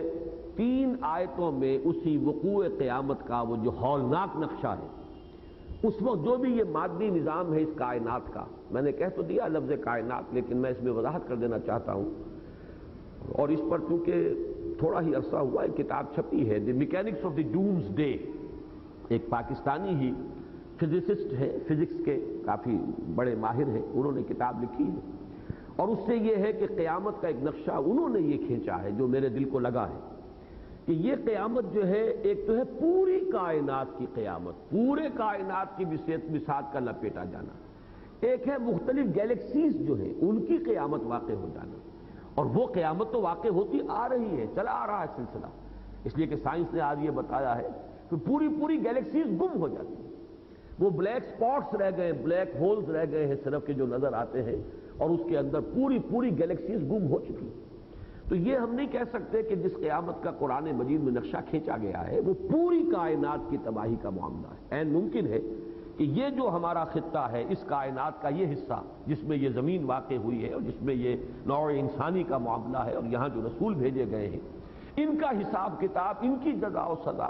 اس کے لیے کسی ایک اس حصے کے اندر جو ہے یہ عظیم قسم کا ایک حادثہ رونما ہو اور تباہی ہو، اور سورج اور چاند جیسے کہ کہا گیا جمع الشمس والقمر، سورج اور چاند جمع ہو جائیں۔ اب سورج اور چاند سے کسی زمانے میں تو انسان یہ سمجھتا ہوگا گویا کہ پوری کائنات ہی کا ذکر ہو گیا۔ آج ہمیں معلوم ہے کہ کروڑ جو ہے وہ سورج موجود ہے اس کائنات کے اندر، گیلیکسیز جو ہیں اس کا تصور کیجئے، اور پھر ان کے اندر کتنے سٹارز ہیں، اور ان میں سے ہر ایک کے گرد جو ہے وہ کتنے سیارے گھوم رہے ہیں۔ اس اعتبار سے جیسے کہ بعض جگہ پر آیا بھی ہے کہ یہ ایک نقشہ جو ہے ایک بساط ایک دفعہ لپیٹی جائے گی، پھر اس کو کھول بھی دیا جانا ہے، پھر آخرت کا عالم آنا بھی ہے۔ تو یہ پوری کائنات کی تباہی کا معاملہ نہیں ہے، بلکہ ایک حصہ کائنات کے اندر ایک کیفیت دوسری کیفیت میں تبدیل کر دی جائے گی۔ یہ ہے در حقیقت کی جو نقشہ اب سامنے آ رہا ہے۔ بہرحال وہ جو ایک ہے زلزلہ کہیں ان زلزلۃ الساعۃ شیء عظیم، وہ قیامت کا اور ساعت کا زلزلہ جو ہے وہ بڑی شے ہے، وہ جو ہلچل مچے گی، اس کے لیے مختلف تعبیرات ہیں۔ یہاں 3 آیات آئی۔ فَإِذَا النُّجُومُ طُمِسَتْ، جبکہ ستارے مٹا دیے جائیں گے، بے نور کر دیے جائیں گے۔ یہ بات سورہ قیامت میں چاند کے بارے میں بھی آئے، وَخَسَفَ الْقَمَرُ، اور خسف کے دونوں معنی میں نے وہاں بیان کیے تھے، بے نور ہو جانا اور یہ کہ اس کا دھس جانا سورج کے اندر، وَجُمِعَ الشَّمْسُ وَالْقَمَرُ۔ بہرحال یہ بقیہ مقامات پر بھی آیا ہے وَإِذَا النُّجُومُ انْكَدَرَتْ، جبکہ یہ کچھ پھیکے سے پڑ جائیں گے، بے نور ہو جائیں گے، کوئی ایسی کیفیت ہوگی اس وقت زلزلۃ الساعۃ کے وقت۔ یہ نہیں فرمایا گیا کہ یہ بالکل رہیں گے نہیں، بلکہ یہ ہے کہ ان کی جو کیفیت ہے اس میں ایسی تبدیلی آئے گی کہ یہ چمک دمک جو ہے وہ ختم ہو جائے گی، اور یہ کہ ان کے اندر ایک جیسے کہ مٹا دیا جاتا ہے، کوئی آثار ہو اور ان کے نشان مٹا دیے جائیں، ان کا مدھم پڑ جانا، دھیما پڑ جانا، یہ چراغ جو ہیں جس طرح ٹمٹما رہے ہیں بہت دھیمے ہو جائیں گے۔ فَإِذَا النُّجُومُ طُمِسَتْ وَإِذَا السَّمَاءُ فُرِجَتْ، اور جبکہ آسمان جو ہے اس میں دراڑیں پڑ جائیں گی، اس میں رخنے پڑ جائیں گے۔ فرج کہتے ہیں کسی شے کے اندر کوئی دراڑ ہو، اس لیے جب کسی فصیل کے اندر دراڑ پڑتی ہے تو وہ بھی فرج ہے، یہ دراڑ جو ہے کوئی رخنا پڑ جانا۔ تو یہ اذا السماء فرجت، اور یہ آپ کو معلوم ہے کہ قرآن مجید میں یہ مضمون تو بہت کثرت سے آیا ہے۔ اب سما سے مراد کیا ہے؟ آج تک ابھی ہم پورے تیقن کے ساتھ نہیں کہہ سکتے کہ سماوات اور سما اس سے اصل مراد کیا ہے۔ آیا یہ کہ ایک سولر سسٹم جو ہے اس کی جو بھی حد ہے اس کو اس کا پہلا آسمان مانا جائے،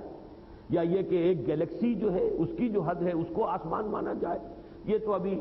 بار بار میں عرض کر چکا ہوں، جتنی مرتبہ بھی اس مقام سے گزرا ہوں قرآن مجید میں جہاں سما کا ذکر آیا، میں نے عرض کیا کہ ابھی اس کی حقیقت ہمیں معلوم نہیں، ابھی تو ہمیں اس کو آئندہ پر چھوڑنا ہی پڑے گا کہ اللہ تعالیٰ ہی کے علم میں ہے کہ سماوات کی اصل حقیقت کیا ہے۔ لیکن یہ مضمون کثرت سے آتا ہے، اس میں دراڑیں پڑیں گی، یہ پھٹ جائے گا، اس کی کیفیت ایسے ہو جائے گی سماو کوشتت، جیسے کہ کسی جانور کے اوپر سے کھال اتار لی جائے اور سرخ جو اس کا گوشت ہے وہ سامنے آ جائے۔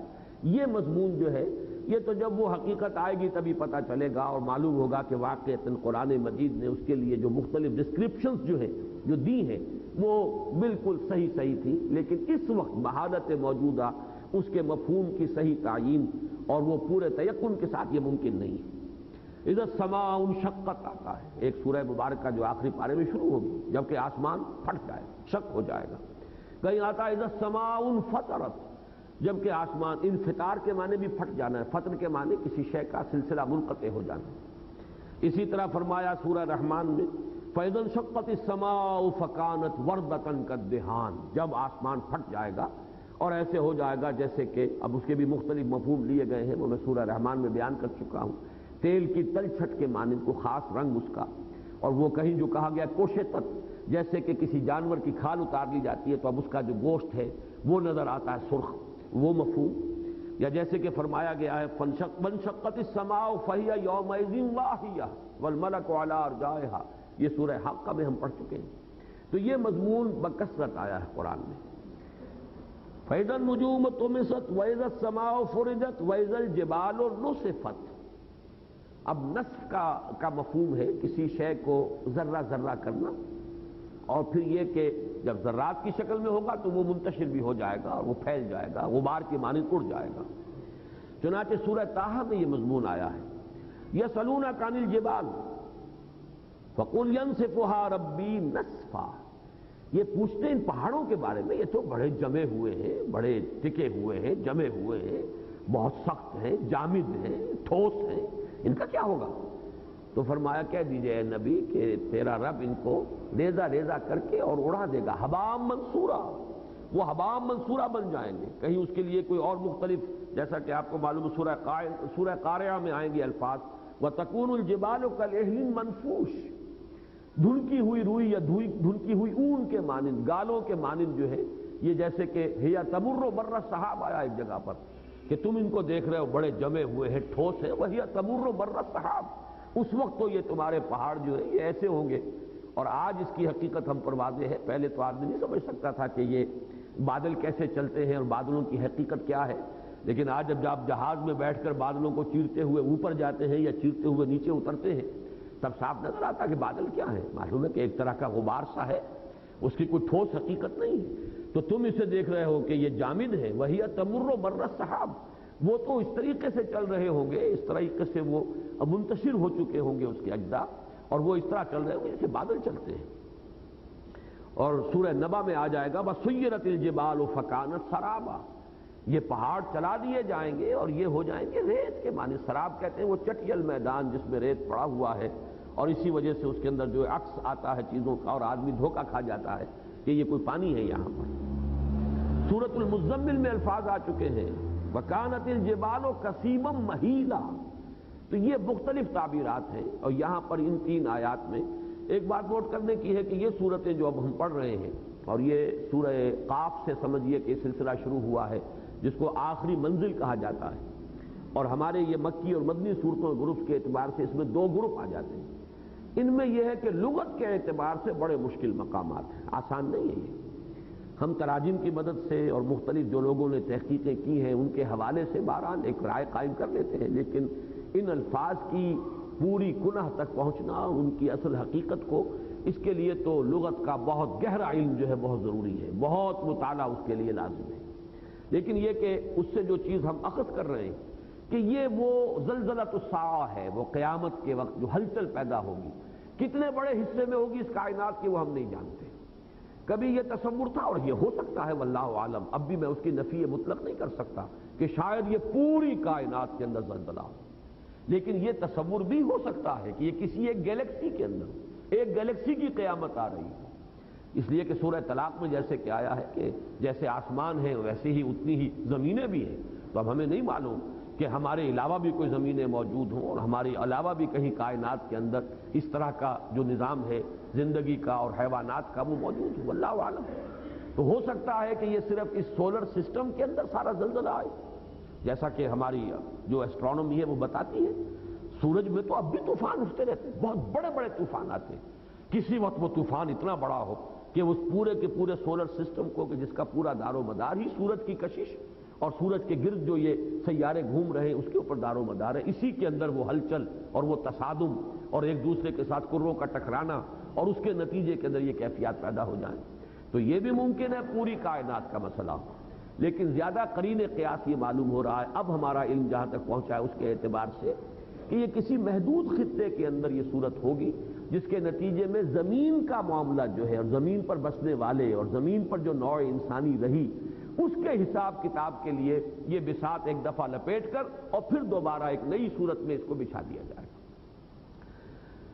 فَإِذَا النُّجُومُ طُمِسَتْ وَإِذَا السَّمَاءُ فُرِجَتْ وَإِذَا الْجِبَالُ نُصِفَتْ وَإِذَا الرُّسُلُ أُقِّتَتْ، جبکہ رسولوں کا وقت معین ہو جائے گا۔ یہ اقتت اصل میں وقتت ہے، وقت سے توقیت باب تفعیل اور اس سے پھر یہ مجہول کا صیغہ، اس سے یہ اقتت بن گیا ہے، واو نے الف کی شکل اختیار کی۔ یہ تو ہوا ان کا وقت معین ہو جائے گا۔ اس سے مراد کیا ہے کہ جیسا کہ یہ مضمون پھر مدنی صورتوں میں بار بار آیا ہے، دنیا میں رسول اتمام حجت کرتے تھے اپنی قوموں پر، اپنی دعوت سے، تبلیغ سے، اپنی ذاتی مثال سے، شہادت عملی، شہادت قولی، شہادت انفرادی، اور محمد الرسول اللہ صلی اللہ علیہ وسلم نے آخری درجے میں کر دی شہادت اجتماعی نظام قائم کر کے دکھا دیا، یہ ہے اللہ کا دین، یہ ہے اس کی عملی شکل۔ تو یہ ہے وہ شہادت اور حجت کے جو رسول اس دنیا میں لوگوں پر، انسانوں پر، اپنی اپنی امتوں پر، اپنی قوموں پر کرتے رہے۔ اب اسی کا ایک ظہور ہوگا قیامت کے دن، محاسبہ اخروی، وہ جو عدالت اخروی ہے اللہ کی، اب اس میں پیشی ہوگی۔ ایک ایک قوم، ایک ایک امت کا جب معاملہ ہوگا پیشی کے لیے، تو پھر اس کا رسول پہلے کھڑا ہوگا اور وہ وہاں پر گواہی دے گا، ٹیسٹیفائی کرے گا، جسے آپ کہتے ہیں پروزیکیوشن وٹنس، سرکاری گواہ کی حیثیت سے کھڑے ہو کر رسول گواہی دیں گے، اے اللہ تیرا پیغام جو ہم تک پہنچا تھا ہم نے ان تک پہنچا دیا تھا، ہماری ذمہ داری پوری ہو گئی تھی، پروردگار ہم نے اس میں کوئی کمی نہیں کی۔ یہ وہ مضمون ہے کہ جو ایک مکی صورت میں بھی بڑے پرجلال انداز میں آیا ہے، فَلَنَسْأَلَنَّ الَّذِينَ أُرْسِلَ إِلَيْهِمْ وَلَنَسْأَلَنَّ الْمُرْسَلِينَ، تو ہم لازماً پوچھ کر رہیں گے ان سے بھی جن کی طرف کے ہم نے رسولوں کو بھیجا، اور ان سے بھی جن کو رسول بنا کر بھیجا، اس لیے کہ یہ ذمہ داری جو ہے بہت بڑی ہے، بڑی نازک ہے۔ اللہ کا پیغام، اللہ کی وحی ایک شخص تک آئی، ظاہر بات ہے پوری قوم کے پاس تو فرشتہ نہیں آیا، پوری قوم کے پاس تو وہ کتاب نازل نہیں ہوئی، پوری قوم کو تو اللہ نے ایک ایک فرد تک تو وہ بات نہیں پہنچائی۔ اب یہ پوری ذمہ داری جو ہے اس فرد کی ہے، وہ رسول وہ بڑے کٹھن ذمہ داری کا حامل ہو گیا ہے، اس امانت کو پہنچائے اور پہنچانے کا حق ادا کرے۔ اگر وہ نہیں کرتا بالفرض تو گویا کہ لوگوں کی گمراہی کا وبال اس پر آ جائے۔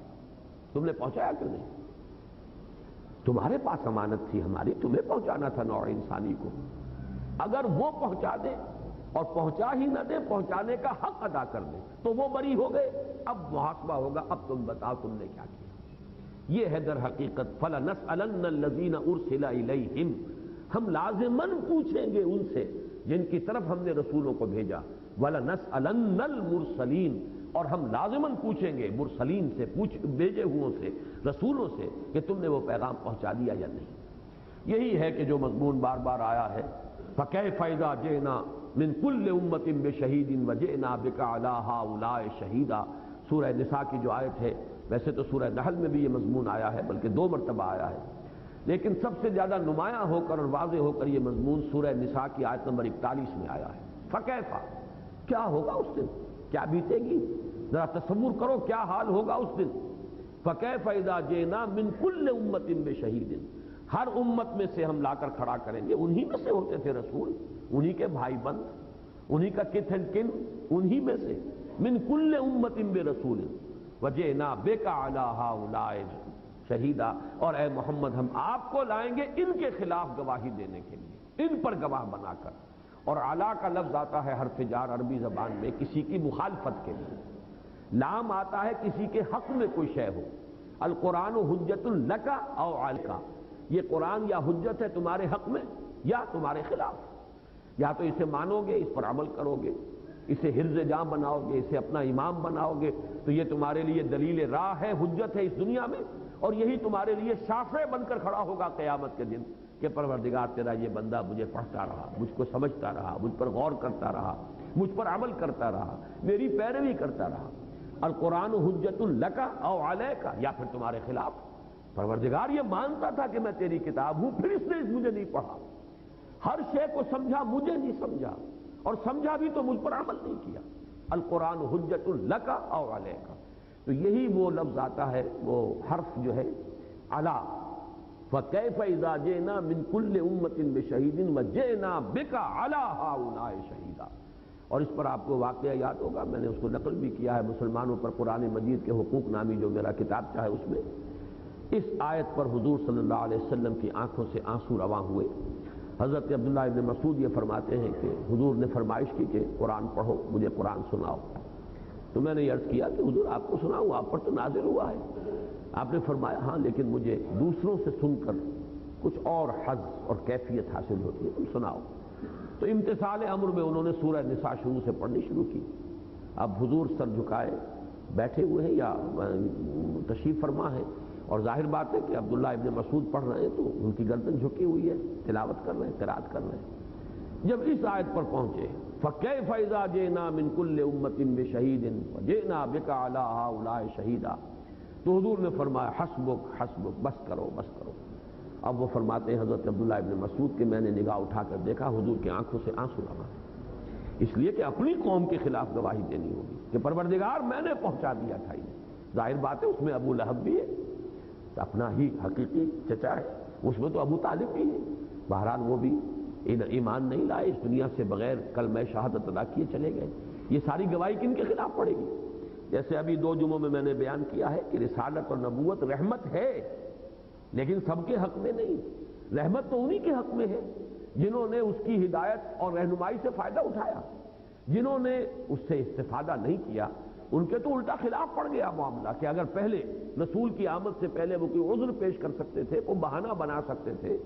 کوئی رعایت انہیں حاصل ہو سکتی تھی، تو اب وہ ختم ہوا کہ اب تو تمہارے اوپر آخری درجے میں حجت قائم کر دی گئی، لہذا اب تم کسی رعایت کے مستحق نہیں رہے۔ یہی وجہ ہے کہ دنیا میں اللہ کا قاعدہ یہ رہا ہے کہ جب رسول بھیج دیا گیا پھر بھی اگر کسی قوم نے کفر ہی پر جو ہے اصرار کیا اور اسی کے اوپر وہ بضد رہی تو پھر اس کو ہلاک کر دیا گیا۔ نو کنسیشن ناؤ، اب کوئی موقع نہیں کسی رعایت کا۔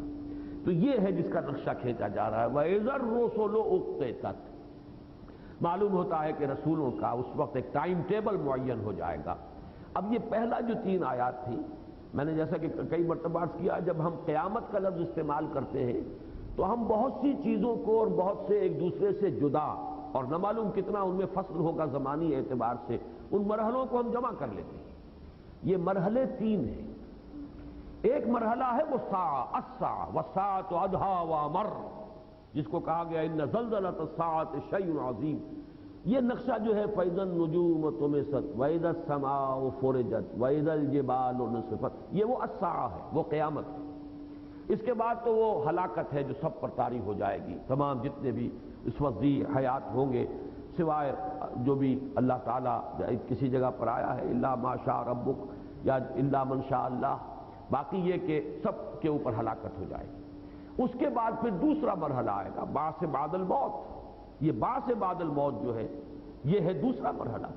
پھر وہ تیسرا مرحلہ ہے جسے قیامہ کہا جاتا ہے، پیشی ہو رہی ہے، اب کھڑے ہوئے اللہ کے حضور میں، یہ ہے یوم القیامہ۔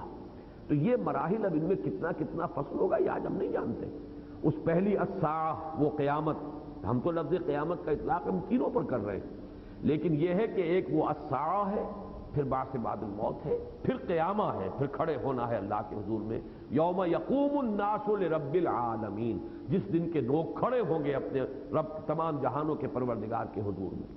تو یہاں پہلی 3 آیات میں وہ الساعہ کا بیان تھا، فَإِذَا النُّجُومُ طُمِسَتْ وَإِذَا السَّمَاءُ فُرِجَتْ وَإِذَا الْجِبَالُ نُسِفَتْ، اور اب جو آ رہا ہے یہ ہے وہ القیامہ، اب جبکہ پیشی کا وقت آ رہا ہے۔ ظاہر بات ہے اس میں کوئی ٹائم ٹیبل ہوگا جو اناؤنس کر دیا جائے گا، کتنے کتنے وقفے سے مختلف امتیں آئیں گی، اور ہر امت کا رسول جو ہے وہ کس وقت وہ ٹیسٹیفائی کرے گا، وہ ایک یعنی ابھی جو میں نے لفظ استعمال کیا تھا پروزیکیوشن وٹنس کی حیثیت سے، وَإِذَا الرُّسُلُ أُقِّتَتْ، جب ان کا وقت معین ہو جائے گا، ان کی حاضری اور پیشی کا اور ان کی گواہی کا ٹائم ٹیبل واضح ہو جائے گا۔ لِأَيِّ يَوْمٍ أُجِّلَتْ، کس دن کے لیے،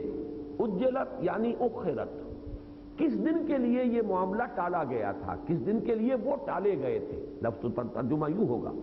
یعنی دنیا میں وہ دعوت دیتے رہے، تبلیغ کرتے رہے، تلقین کرتے رہے، اور ایسے مراحل یہ کئی جگہ پر ہم گزرتے ہوئے دیکھ چکے ہیں کہ اور سیرت کے اندر بھی یہ چیزیں مل جاتی ہیں کہ بربنائے طب بشری طبیعت میں ایک پیدا ہوتا تھا یہ ایک احساس کہ اب کب تک انہیں ڈھیل دی جائے گی، کب تک چھوٹ دی جائے گی۔ حق ان کے اوپر واضح ہو چکا، انہوں نے انکار کرنے کا بھی یوں سمجھیے کہ حق ادا کر دیا، اپنے کفر اور اپنی خباثت کا پورا ثبوت فراہم کر دیا۔ تو اہل ایمان کے دل میں تو بار بار یہ بات آتی تھی آخر اللہ کا عذاب کیوں نہیں آ جاتا، کب تک انہیں چھوٹ دی جائے گی۔ تو یہ معاملہ کبھی بربنائے طب بشری کسی رسول کے دل میں بھی پیدا ہو جانا بالکل یعنی ناقابل قیاس یا بالکل مستبعد نہیں ہے، لیکن یہ کہ ٹالا جاتا ہے، یہ حساب ہوگا، جیسے کہ کئی جگہ پر آیا ہے کہ اگر ایک وقت معین نہ ہوتا وَلَوْلَا أَجَلٌ مُّسَمًّى، اگر نہ ہوتا تو ابھی ہم ان کا قصہ چکا دیتے اور پاک کر دیتے، لیکن ایک اجل معین ہے، ایک وقت معین ہے۔ اس دنیا میں بھی ان کی ڈھیل کا ایک وقت ہے، اس سے پہلے عذاب نہیں آئے گا،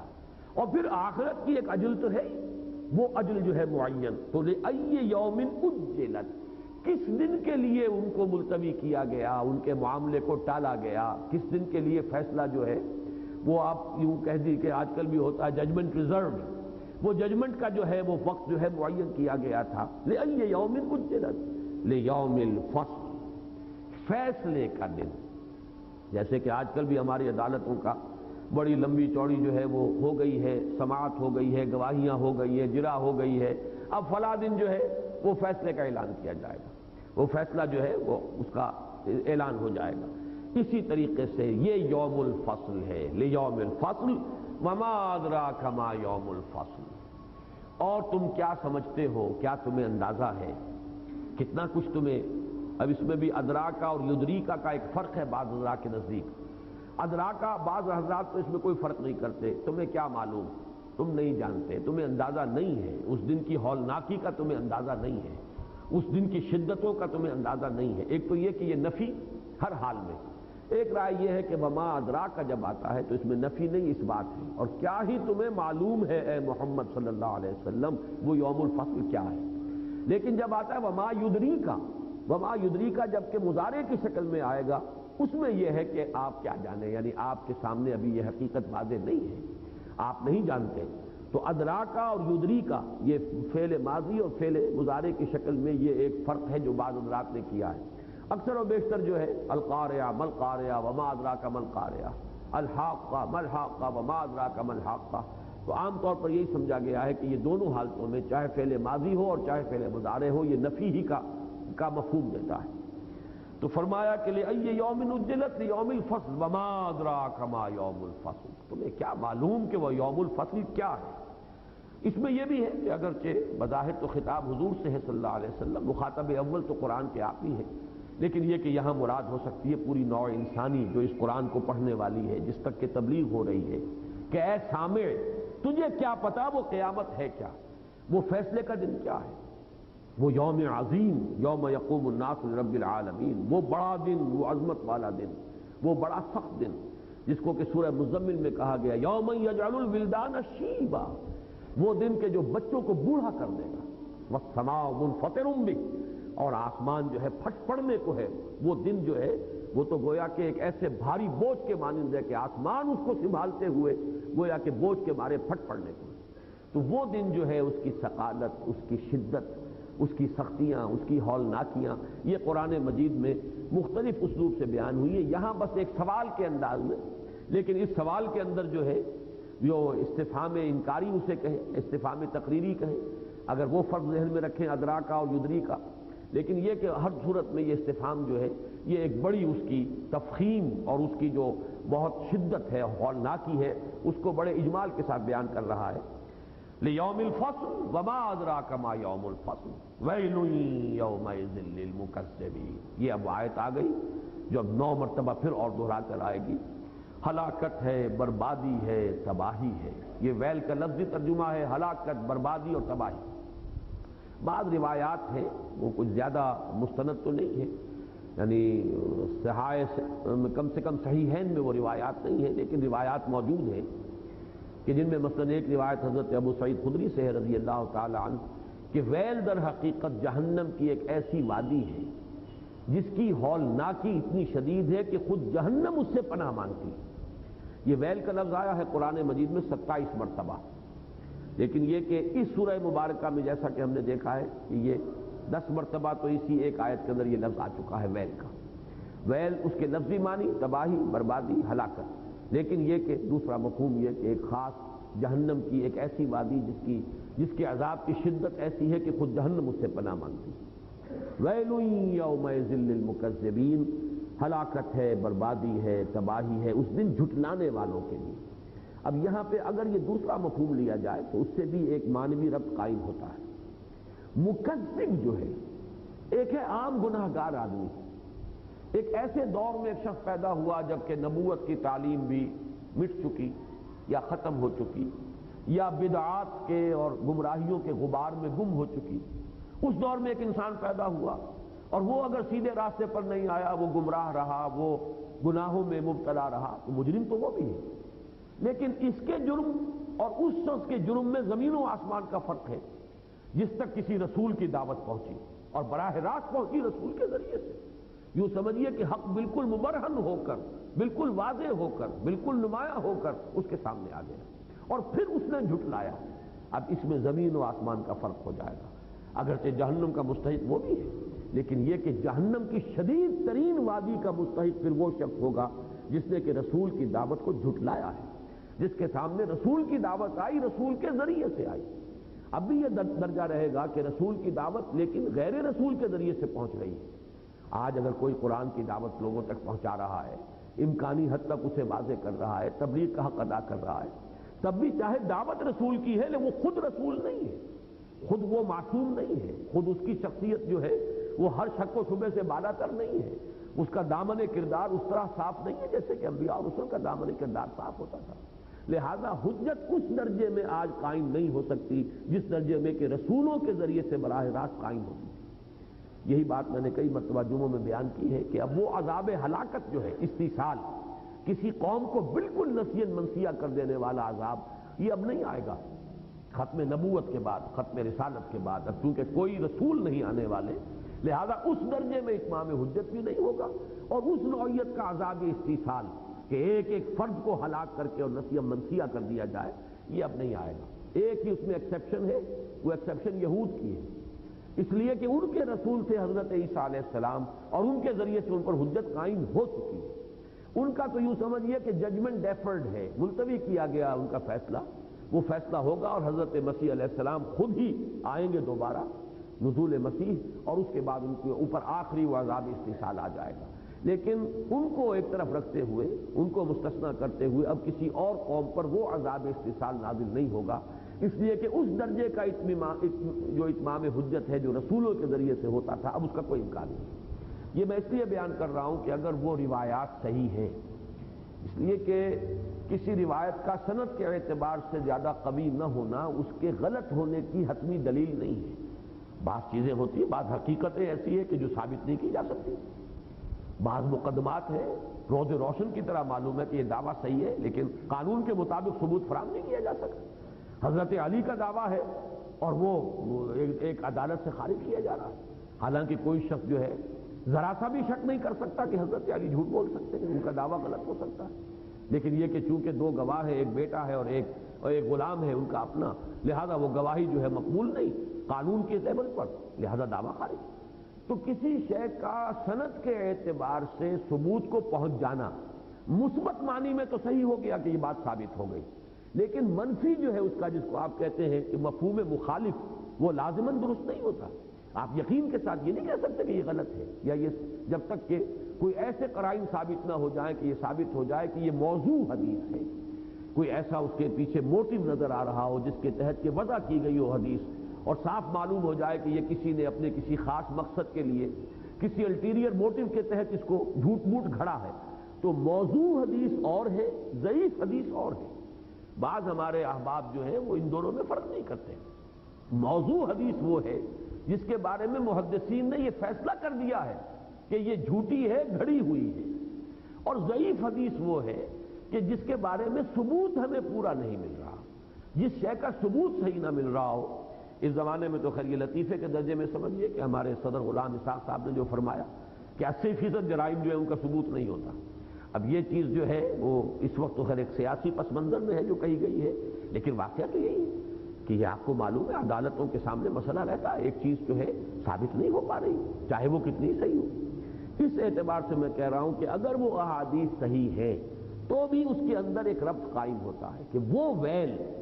جہنم کی وہ بدترین وادی کے مستحق وہ ہوں گے جو رسول کی دعوت کو جھٹلاتے ہیں، اس لیے کہ یہ سب سے بڑا جرم ہے۔ اسی کو آخر میں ہم چل کر دیکھیں گے کہ واللیل اذا یغشی سورۃ اللیل میں فرمایا گیا اشقا، سب سے زیادہ شقی، اس لیے کہ سب سے زیادہ شقی وہ ہے جو رسول کی دعوت کو جھٹلا دے اور اس کا انکار کرے۔ اور یہی مضمون میں نے بارہا بیان کیا ہے کہ قرآن مجید میں جب الفاظ آتے ہیں دو، الذین کفروا وکذبوا بآیاتنا، یہ صرف ایسے ہی نہیں ہے کہ یوں ہی تکرار کی جا رہی ہے زور دینے کے لیے۔ کفر ایک جرم ہے، تکذیب اس سے کہیں بڑا جرم ہے۔ کفر تو یہ ہے کہ آپ نے چھپا لی کوئی بات، کوئی حقیقت جو ہے اس کو چلیے تسلیم نہیں کیا، ایک یہ کہ آپ نے جھٹلایا، یہ جھوٹ ہے، یہ صحیح نہیں ہے، تو معلوم ہوا کہ ان دونوں کے درمیان بڑا فرق ہے۔ ضعیف خطاب صبوری ہزار فرسنگ است۔ تو یہ میں عرض کر رہا ہوں کہ ان روایات کے اعتبار سے بھی اگر ویل کا مفہوم وہ لیا جائے تو بھی مضمون جو ہے منطقی طور پر درست ہے۔ ویل یومئذ للمکذبین، وہ وادی کہ جس سے خود جہنم پناہ مانگتی ہو، جو سب سے زیادہ شدید عذاب والی وادی ہے، وہ اس دن مخصوص کر لی جائے گی ان کے لیے جو تکذیب کرنے والے، جھٹلانے والے، جنہوں نے رسولوں کی دعوت کا انکار کیا حالانکہ ان پر اتمام حجت آخری درجے میں ہو چکا تھا، عذراً اور نذراً ان کے تک جو ہے وہ بات پہنچائی جا چکی، پھر بھی انہوں نے تکذیب کی تو ان کے لیے ویل ہے۔ الم نہلک الاولین، اب یہ وہ دوسری شہادت کے جو تاریخ کے حوالے سے قرآن مجید میں آتی ہے بار بار۔ ایک تو ہے آفاقی شواہد، دلائل ربوبیت، ان کے حوالے سے بات کا سمجھایا جانا، ایک ہے تاریخی اعتبار سے۔ الم نہلک الاولین، کیا ہم نے ہلاک نہیں کیا پہلوں کو؟ ثم نتبعہم الآخرین، پھر ہم انہی کے پیچھے لگاتے رہے یا لگا دیں گے پچھلوں کو۔ یہاں ذرا یہ لفظ پہلے سمجھ لیجئے پھر میں بات مفہوم بیان کروں گا۔ نتبعہم، اب چونکہ یہ فعل مضارع ہے، اس میں حال اور مستقبل دونوں مفہوم ہیں، لیکن اس میں ایک مفہوم یہ بھی لیا گیا ہے کہ یہاں پر فعل ناقص محذوف ہے۔ کننا نتبعہم، ہم لگاتے رہے ان کے پیچھے دوسروں کو۔ اگر وہ کننا مانا نہ جائے یہاں پر تو پھر یہ کہ ہم لگاتے ہیں یا لگائیں گے پچھلوں کو، یہ جو اس کے دو معنی ہو سکتے ہیں ان کو ذہن میں رکھیے۔ مراد کیا ہے؟ ایک تو یہ کہ ایک سلسلہ عام ہلاکت کا اور پیدائش کا دنیا میں چل رہا ہے۔ انسان آتے ہیں، ہلاک ہو جاتے ہیں، ان کے پیچھے ان کی اولاد آتی ہے، پھر وہ ہلاک ہو جاتی ہے، پھر ان کے پیچھے ان کی اولاد آتی ہے، وہ ہلاک ہو جاتی ہے۔ تو جب یہ پیدائش اور ہلاکت اور زندگی اور موت کا سلسلہ چل رہا ہے، یہ خود ایک دلیل ہے اس بات کی کہ بعد سے بعد الموت کوئی ایسی انہونی بات نہیں ہے، اللہ کے لیے کوئی ایسا کٹھن مرحلہ نہیں ہے کہ جو اس پر بہت ہی بھاری اور شاق گزرنے والا ہو۔ دوسرا اس سے مراد یہ ہو سکتی ہے کہ پچھلی قوموں کی ہلاکت کی داستانیں تمہیں معلوم ہیں۔ قوم نوح ہلاک ہوئی، پھر اس کے بعد اور دوسری قوم آئی، پھر ہم نے اس کو بھی اس کے پیچھے لگا دیا، وہ بھی ہلاک ہو گئی قوم عاد، پھر اس کے بعد ایک تیسری قوم آئی قوم سمود، وہ بھی اس کے پیچھے چلی۔ تو یہ ایک سلسلہ چلا آ رہا ہے، ہم پیچھے لگاتے چلے آ رہے ہیں، یہ تو ایک سلسلہ منقطع نہیں ہوا۔ تو اب تم کیسے بچو گے؟ یہ گویا کہ مضمون ہے کہ یہاں پہ اب حال کی طرف منتقل ہو رہا ہے یہ مضمون کہ تم کیسے بچو گے۔ یہ گویا کہ سورہ مزمل میں جو مضمون آیا ہے، فَكَيْفَ تَتَّقُونَ إِن كَفَرْتُمْ، کیسے بچو گے تم اگر تم کفر کرو گے۔ وہ جو فرمایا گیا کہ ہم نے اِنَّا أَرْسَلْنَا إِلَيْكُمْ رَسُولًا شَاهِدًا عَلَيْكُمْ كَمَا أَرْسَلْنَا إِلَىٰ فِرْعَوْنَ رَسُولًا فَعَصَىٰ فِرْعَوْنُ الرَّسُولَ فَأَخَذْنَاهُ أَخْذًا وَبِيلًا فَكَيْفَ تَتَّقُونَ إِن كَفَرْتُمْ، اگر تم کفر کرو گے۔ جب پہلے سے یہ مسئلہ چلا آ رہا ہے، قوم نوح ہلاک ہو گئی، تمہیں معلوم ہے، قوم عاد اسی جزیرہ نما میں آباد تھی، احقاف کے علاقے میں برباد ہوئی، ختم ہو گئی، نام و نشان مٹ گیا، تم جانتے ہو۔ قوم سمود اسی جزیرہ نما عرب کے شمال مغربی کونے میں آباد تھی، اس کے آثار آج بھی موجود ہیں۔ پہاڑوں کو تراش تراش کر جنہوں نے چٹانوں کے اندر گھر بنائے تھے، وہ گھر آج بھی جا کر تم دیکھتے ہو، وہ نسیہ منسیہ ہو گئی۔ تو تم کہاں سے ایسی نئی نویلی اور نئی نرالی کوئی قوم آئے ہو کہ تم پر کوئی عذاب نہیں آ سکتا، تمہیں ہلاک نہیں کیا جا سکتا؟ یہ گویا کہ ماضی سے اور اس کے تسلسل سے حال کی طرف لایا جا رہا ہے۔ الم نہلک الاولین ثم نتبعہم الآخرین کذالک نفعل بالمجرمین۔ یہاں پر بھی دونوں امکانات ہیں، نفعلوں کو لیا جائے تو ایسے ہی ہم کریں گے مجرموں کے ساتھ، آج کے مجرموں کے ساتھ، یا یہ کہ اس کو عام کہا جائے کننا، ہم اسی طریقے سے کننا نفعل بالمجرمین، ہم تو یہ مجرموں کے ساتھ کرتے رہے، یہ ہماری سنت ثابتہ رہی ہے۔ یہ کوڑے کرکٹ کو جمع کر کے آگ لگا دینا یہ دنیا کا اصول ہے۔ قومیں جب گل سڑ جاتی ہیں ان پر آخری اتمام حجت کے لیے ہم رسولوں کو بھیجتے رہے، جب ثابت ہو گیا کہ ان میں کوئی خیر کا مادہ نہیں ہے، بھلائی کا کوئی جذبہ رہا ہی نہیں، رسولوں کے آمد کے بعد بھی ان کی آنکھیں نہیں کھلی، ہم نے انہیں ہلاک کیا، دنیا کو پاک کر دیا۔ اسی طریقے سے ہم کرتے رہے ہیں اور ایسے ہی ہم کریں گے تمہارے ساتھ اگر تم نے بھی وہی طرز عمل اختیار کیا۔ ان آیات کا جو مجموعہ ہے اس کے لیے سورہ مزمل کی اس آیت کو انا ارسلنا الیکم رسولا شاہدا علیکم، دیکھو قریش، دیکھو اہل عرب، ہم نے تمہاری طرف بھیج دیا ہے اپنا ایک رسول تم پر گواہ بنا کر، کما ارسلنا الی فرعون رسولا، اب وہاں صرف ایک گواہی دی گئی، جیسے کہ فرعون کی طرف ہم نے اپنے رسول کو بھیجا تھا۔ پھر تمہیں معلوم ہے فعصا فرعون الرسول، رسول کا انکار کیا، نافرمانی کی فرعون نے، فاخذناہ اخذا وبیلا، ہم نے پکڑا اسے وبال والا پکڑنا، گرفت کی ہم نے اس کے اوپر سخت گرفت۔ فکیف تتقون ان کفرتم، اگر تم کفر کرو گے تو کیسے بچ جاؤ گے؟ ہمارا قانون بدل تو نہیں جائے گا تمہارے لیے، تمہیں کوئی سرخاب کے پر نہیں لگے ہیں، تمہیں کوئی اللہ کی طرف سے کوئی جو ہے وہ ایسی سند نہیں ملی ہوئی ہے، برہان نہیں ہے کہ تمہارے لیے ہمارا یہ قانون جو ہے وہ اپلیکیبل نہیں ہوگا۔ یہ وہ مفہوم ہے الم نہلک الاولین ثم نتبعهم الاخرین کذالک نفعل بالمجرمین ویل یومئذ للمکذبین، ہلاکت اور بربادی اور تباہی یا وہ بدترین وادی ہے جہنم کی جو کہ مخصوص کر دی گئی ہے ان لوگوں کے لیے کہ جو تکذیب کریں گے، اس قرآن کی تکذیب، محمد کی تکذیب صلی اللہ علیہ وسلم۔ الم نخلقکم من ماء مہین، اب یہ وہ مضمون ہے جو پچھلی دو صورتوں میں آ چکا ہے، سورہ قیامہ میں بھی آیا تھا، الم یکن نطفۃ من منی یمنی ثم کان علقۃ فخلق فسوی، وہی مضمون سورہ دہر میں آ چکا تھا، انا خلقنا الانسان من نطفۃ امشاج نبتلیہ فجعلناہ سمیعا بصیرا۔ وہ اب یہ جو علم جنین جسے آج کل ہم کہتے ہیں، اس کے حوالے سے اللہ کی قدرت کی ایک نشانی۔ اگر تم سمجھتے ہو کہ اللہ دوبارہ تمہیں پیدا نہیں کر سکتا تو غور کرو، جس نے تمہیں گندے پانی کی بوند سے بنا کر کھڑا کر دیا، آج تم جو کچھ سمجھتے ہو ہم چما دوگرے نیست، ہمارے جیسا کوئی ہے ہی نہیں، اور یہ سب کے سب جو ہیں بڑے سے بڑے فن خان، ان کا آغاز کیا ہے؟ وہی گندے پانی کی بوند، جس نے اس گندے پانی کی بوند سے نہ صرف تمہیں بنایا، سقراط کو بنایا، بقراط کو بنایا، نہ معلوم کس کس کو بنایا، بڑے سے بڑے حکیم، بڑے سے بڑے فلسفی، وہ آئنسٹائن ہو، وہ اولیاء اللہ ہو، وہ اللہ کے نبی ہو، ان کے بھی جسم تو اسی سے بنے، وہ تو اسی تخلیق کے مراحل سے گزرے۔ تو معلوم ہوا کہ یہ بھی اللہ کی ایک مستقل ایک نشانی ہے، اس کی قدرت، اس کی خلاقی، اور جب اس کی قدرت اور اس کی خلاقی جو ہے، اس کی یہ نشانی تمہارے سامنے موجود ہے، کیسے جھٹلاتے ہو؟ پھر کیسے استبعاد تمہیں محسوس ہوتا ہے، کیسے تمہیں محال نظر آتا ہے دوبارہ پیدا ہو جانا اور حساب کتاب۔ الم نخلقکم من ماء مہین، کیا نہیں بنایا ہم نے تمہیں؟ خلق کے معنی ہے بنانا، یہ میں عرض کر چکا ہوں کہ ایک یہ شاہ ولی اللہ نے جو تین اصطلاحات استعمال کی ہیں، ابداع، خلق اور تدبیر۔ ابداع ہے کسی شے کو عدم محض سے وجود میں لانا، کریشن ایکس نیہیلو، عدم محض سے کوئی چیز وجود میں آئے، اور ایک ہے کسی شے سے کوئی شے بنانا، مٹی سے انسان کا بنانا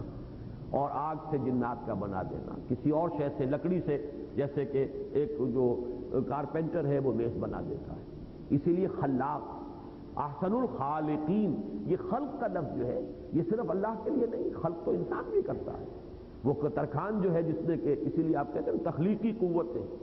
یہ کریٹو جو فیکلٹیز ہے انسان کے اندر، کوئی شخص شاعر ہے، کوئی شخص مصور ہے، کوئی اور اس کے اندر تخلیقی صلاحیتیں کسی اور اعتبار سے ہیں، کوئی ندرت خیال ہے، کوئی نیا فکر ہے لانے والا، تو اس لیے اس کو سمجھیے کسی شے سے شے کو بنانا یہ خلق ہے۔ الم نخلقکم، کیا ہم نے نہیں بنایا تمہیں؟ من ماء مہین، حقیر پانی، اہانت سے، ہون کہتے ہیں بہت ہی کسی انسان کے لیے ذلت کی کیفیت، مہین بہت ہی بے وقت پانی، بہت ہی حقیر پانی۔ الم نخلقکم من ماء مہین فجعلناہ فی قرار مکین، پھر ہم نے اسے ایک بڑے مضبوط مقام پر جما دیا، ٹکا دیا۔ رحم مادر جو ہے، یوٹرس، واقعہ یہ ہے کہ اس کے لیے جس شخص نے بھی فزیولوجی پڑھی ہے وہ جانتا ہے کہ جسم انسانی کے اندر اس کی جو وال آف دی یوٹرس ہے وہ مضبوط ترین چیزوں میں سے ہے، یعنی جو مسلز ہیں اس کے بہت مضبوط، تو جس کے لیے جو لفظ یہاں آیا قرار مکین، بڑی محکم جگہ پر، بڑی مضبوط جگہ پر، بہت ہی محفوظ جگہ پر ہم نے اسے فجعلناہ فی قرار مکین، اس پانی کی بوند کو ہم نے وہاں پر ٹھہراؤ اور تمکن عطا کیا، وہاں اسے جمایا۔ اس جماؤ کے جو مختلف مراحل ہیں وہ پھر وہ علقہ ہے اور مضغہ ہے، یہ مختلف مقامات پر سورہ حج میں بھی آیا ہے، سورہ مومنون میں آیا ہے، لیکن یہاں پر اجمالاً الم نخلقکم من ماء مہین، کیا ہم نے نہیں بنایا تمہیں ایک حقیر پانی سے؟ فجعلناہ فی قرار مکین، پھر ہم نے اسے ایک بڑی مضبوط اور مستحکم جگہ پر اس کو ٹھکانہ دیا، جما دیا، الی قدر معلوم، ایک معلوم معین مدت تک اندازہ ہم نے اس کا ٹھہرایا، اس کا اندازہ جیسا کہ آپ کو معلوم ہے، اور یہ یعنی ہر شخص کے علم میں ہے کس طرح ایک وقت اس کا معین ہے، اس وقت پر تک اللہ تعالیٰ اسے وہاں پر جماتا ہے، اسے وہاں قرار عطا کرتا ہے۔ الی قدر معلوم، ایک خاص معلوم یعنی معین مدت تک کے لیے ایک اندازہ جس کا کہ پوری طریقے سے ٹھہرا دیا گیا ہے۔ فقدرنا فنعم القادرون، یہاں جو قدر معلوم کا لفظ آیا ہے پہلی آیت میں، اس میں تو ایک ہی مفہوم ہو سکتا ہے، اندازہ، ہر شے کا ایک اندازہ ہے۔ انا کل شیء خلقناہ بقدر، ہم نے ہر شے جو بنائی ایک اندازے کے مطابق بنائی ہے، اس اندازے سے وہ بڑھتی نہیں ہے، گھٹتی نہیں ہے۔ یہ چیز خاص طور پر جو ہے آپ کو معلوم ہے کہ بایولوجی میں اس کائنات کے اندر ہماری زمین کے ساتھ جتنی چیزیں مخلوقات ہیں جاندار، ان کا ایک قدر ہے، اندازہ ہے، ورنہ یہ ہے کہ ان کے اندر ریپروڈکشن کے جتنے امکانات ہیں وہ بروئے کار آ جائیں تو یہ اب پورے اس کے اعداد و شمار تو میرے ذہن میں نہیں ہے۔ خاص قسم کی مچھلی ہے، اس مچھلی کے جتنے انڈے ہوتے ہیں وہ سب اگر مچھلیاں بن جائیں، وہ سب ان کے جو ہے پورے بچے پروان چڑھ جائیں تو چند سالوں کے اندر اندر اس کا حجم جو ہو جائے گا اس مچھلی کا وہ اس زمین سے زیادہ بڑا ہوگا۔ اتنی اس کی کریٹو جو بھی اس کے اندر پاسبلٹیز ہیں، امکانات موجود ہیں، لیکن کوئی ایک ہاتھ ہے جو روکے ہوئے، ایک اندازے کے مطابق ہی اس مچھلی کے بچے جو ہیں وہ انڈے جو ہیں وہ برابر ہوتے ہیں، بچے بنتے ہیں، وہ اندازہ ہے کہ جو کسی نے مقرر کیا ہوا۔ کوئی کمپیوٹر ہے جو وہاں پر ایک حد لگا دیتا ہے کہ اس سے زیادہ نہیں۔ اب نہ معلوم کتنے آپ کو معلوم ہے کہ یہ جتنے بھی یہ اڑتے پھر رہے ہیں غبار میں، ہوا میں، کتنے اس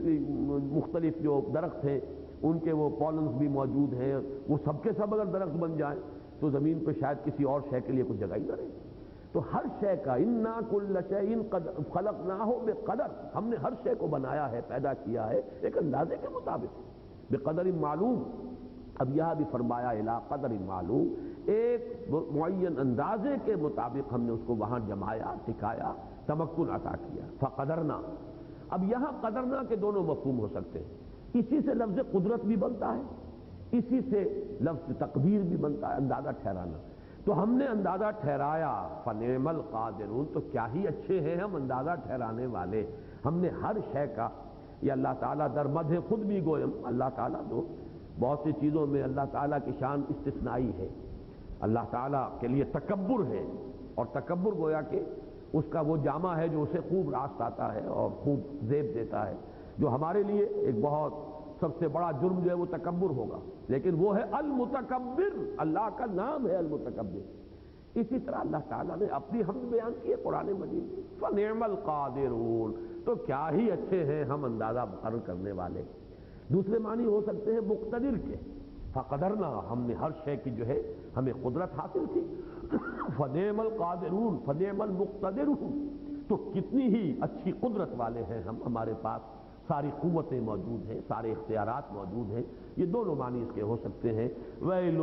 یومئذ للمکذبین، ان تمام حقائق کے ہوتے ہوئے، ایک تو تکذیب ہے رسول کی، ایک تکذیب ہے اس ذکر کی جو نازل ہو رہا ہے فرشتوں کے ذریعے سے، ایک تکذیب ہے اس پیغام کی کہ جو رسولوں کے ذریعے سے اللہ نے انسانوں تک پہنچایا، ایک تکذیب ہے ان حقائق کی۔ یہ حقائق تو ہر انسان کے سامنے موجود ہے، یہ تو ہر ذی شعور انسان جو ہے اس کے سامنے کی باتیں ہیں، اللہ کی قدرت، اللہ کی خلاقی، اللہ نے کیا کچھ بنایا، کیسے کیسے بنایا، کہاں سے کہاں پہنچایا، یہ ساری چیزیں تو ہیں۔ اب جو لوگ ان تمام چیزوں کو ہضم کر جائیں اور ان تمام چیزوں کی تکذیب پر اتر آئے ہوں، ویل یومئذ للمکذبین، ہلاکت و بربادی ہے یا بدترین سزا والی وادی ہے ان لوگوں کے لیے اس دن کہ جو تکذیب کرنے والے ہیں۔ اللہم ربنا لا تجعلنا معهم، اللہم ربنا لا تجعلنا معهم۔ بارک اللہ لی ولکم فی القرآن العظیم۔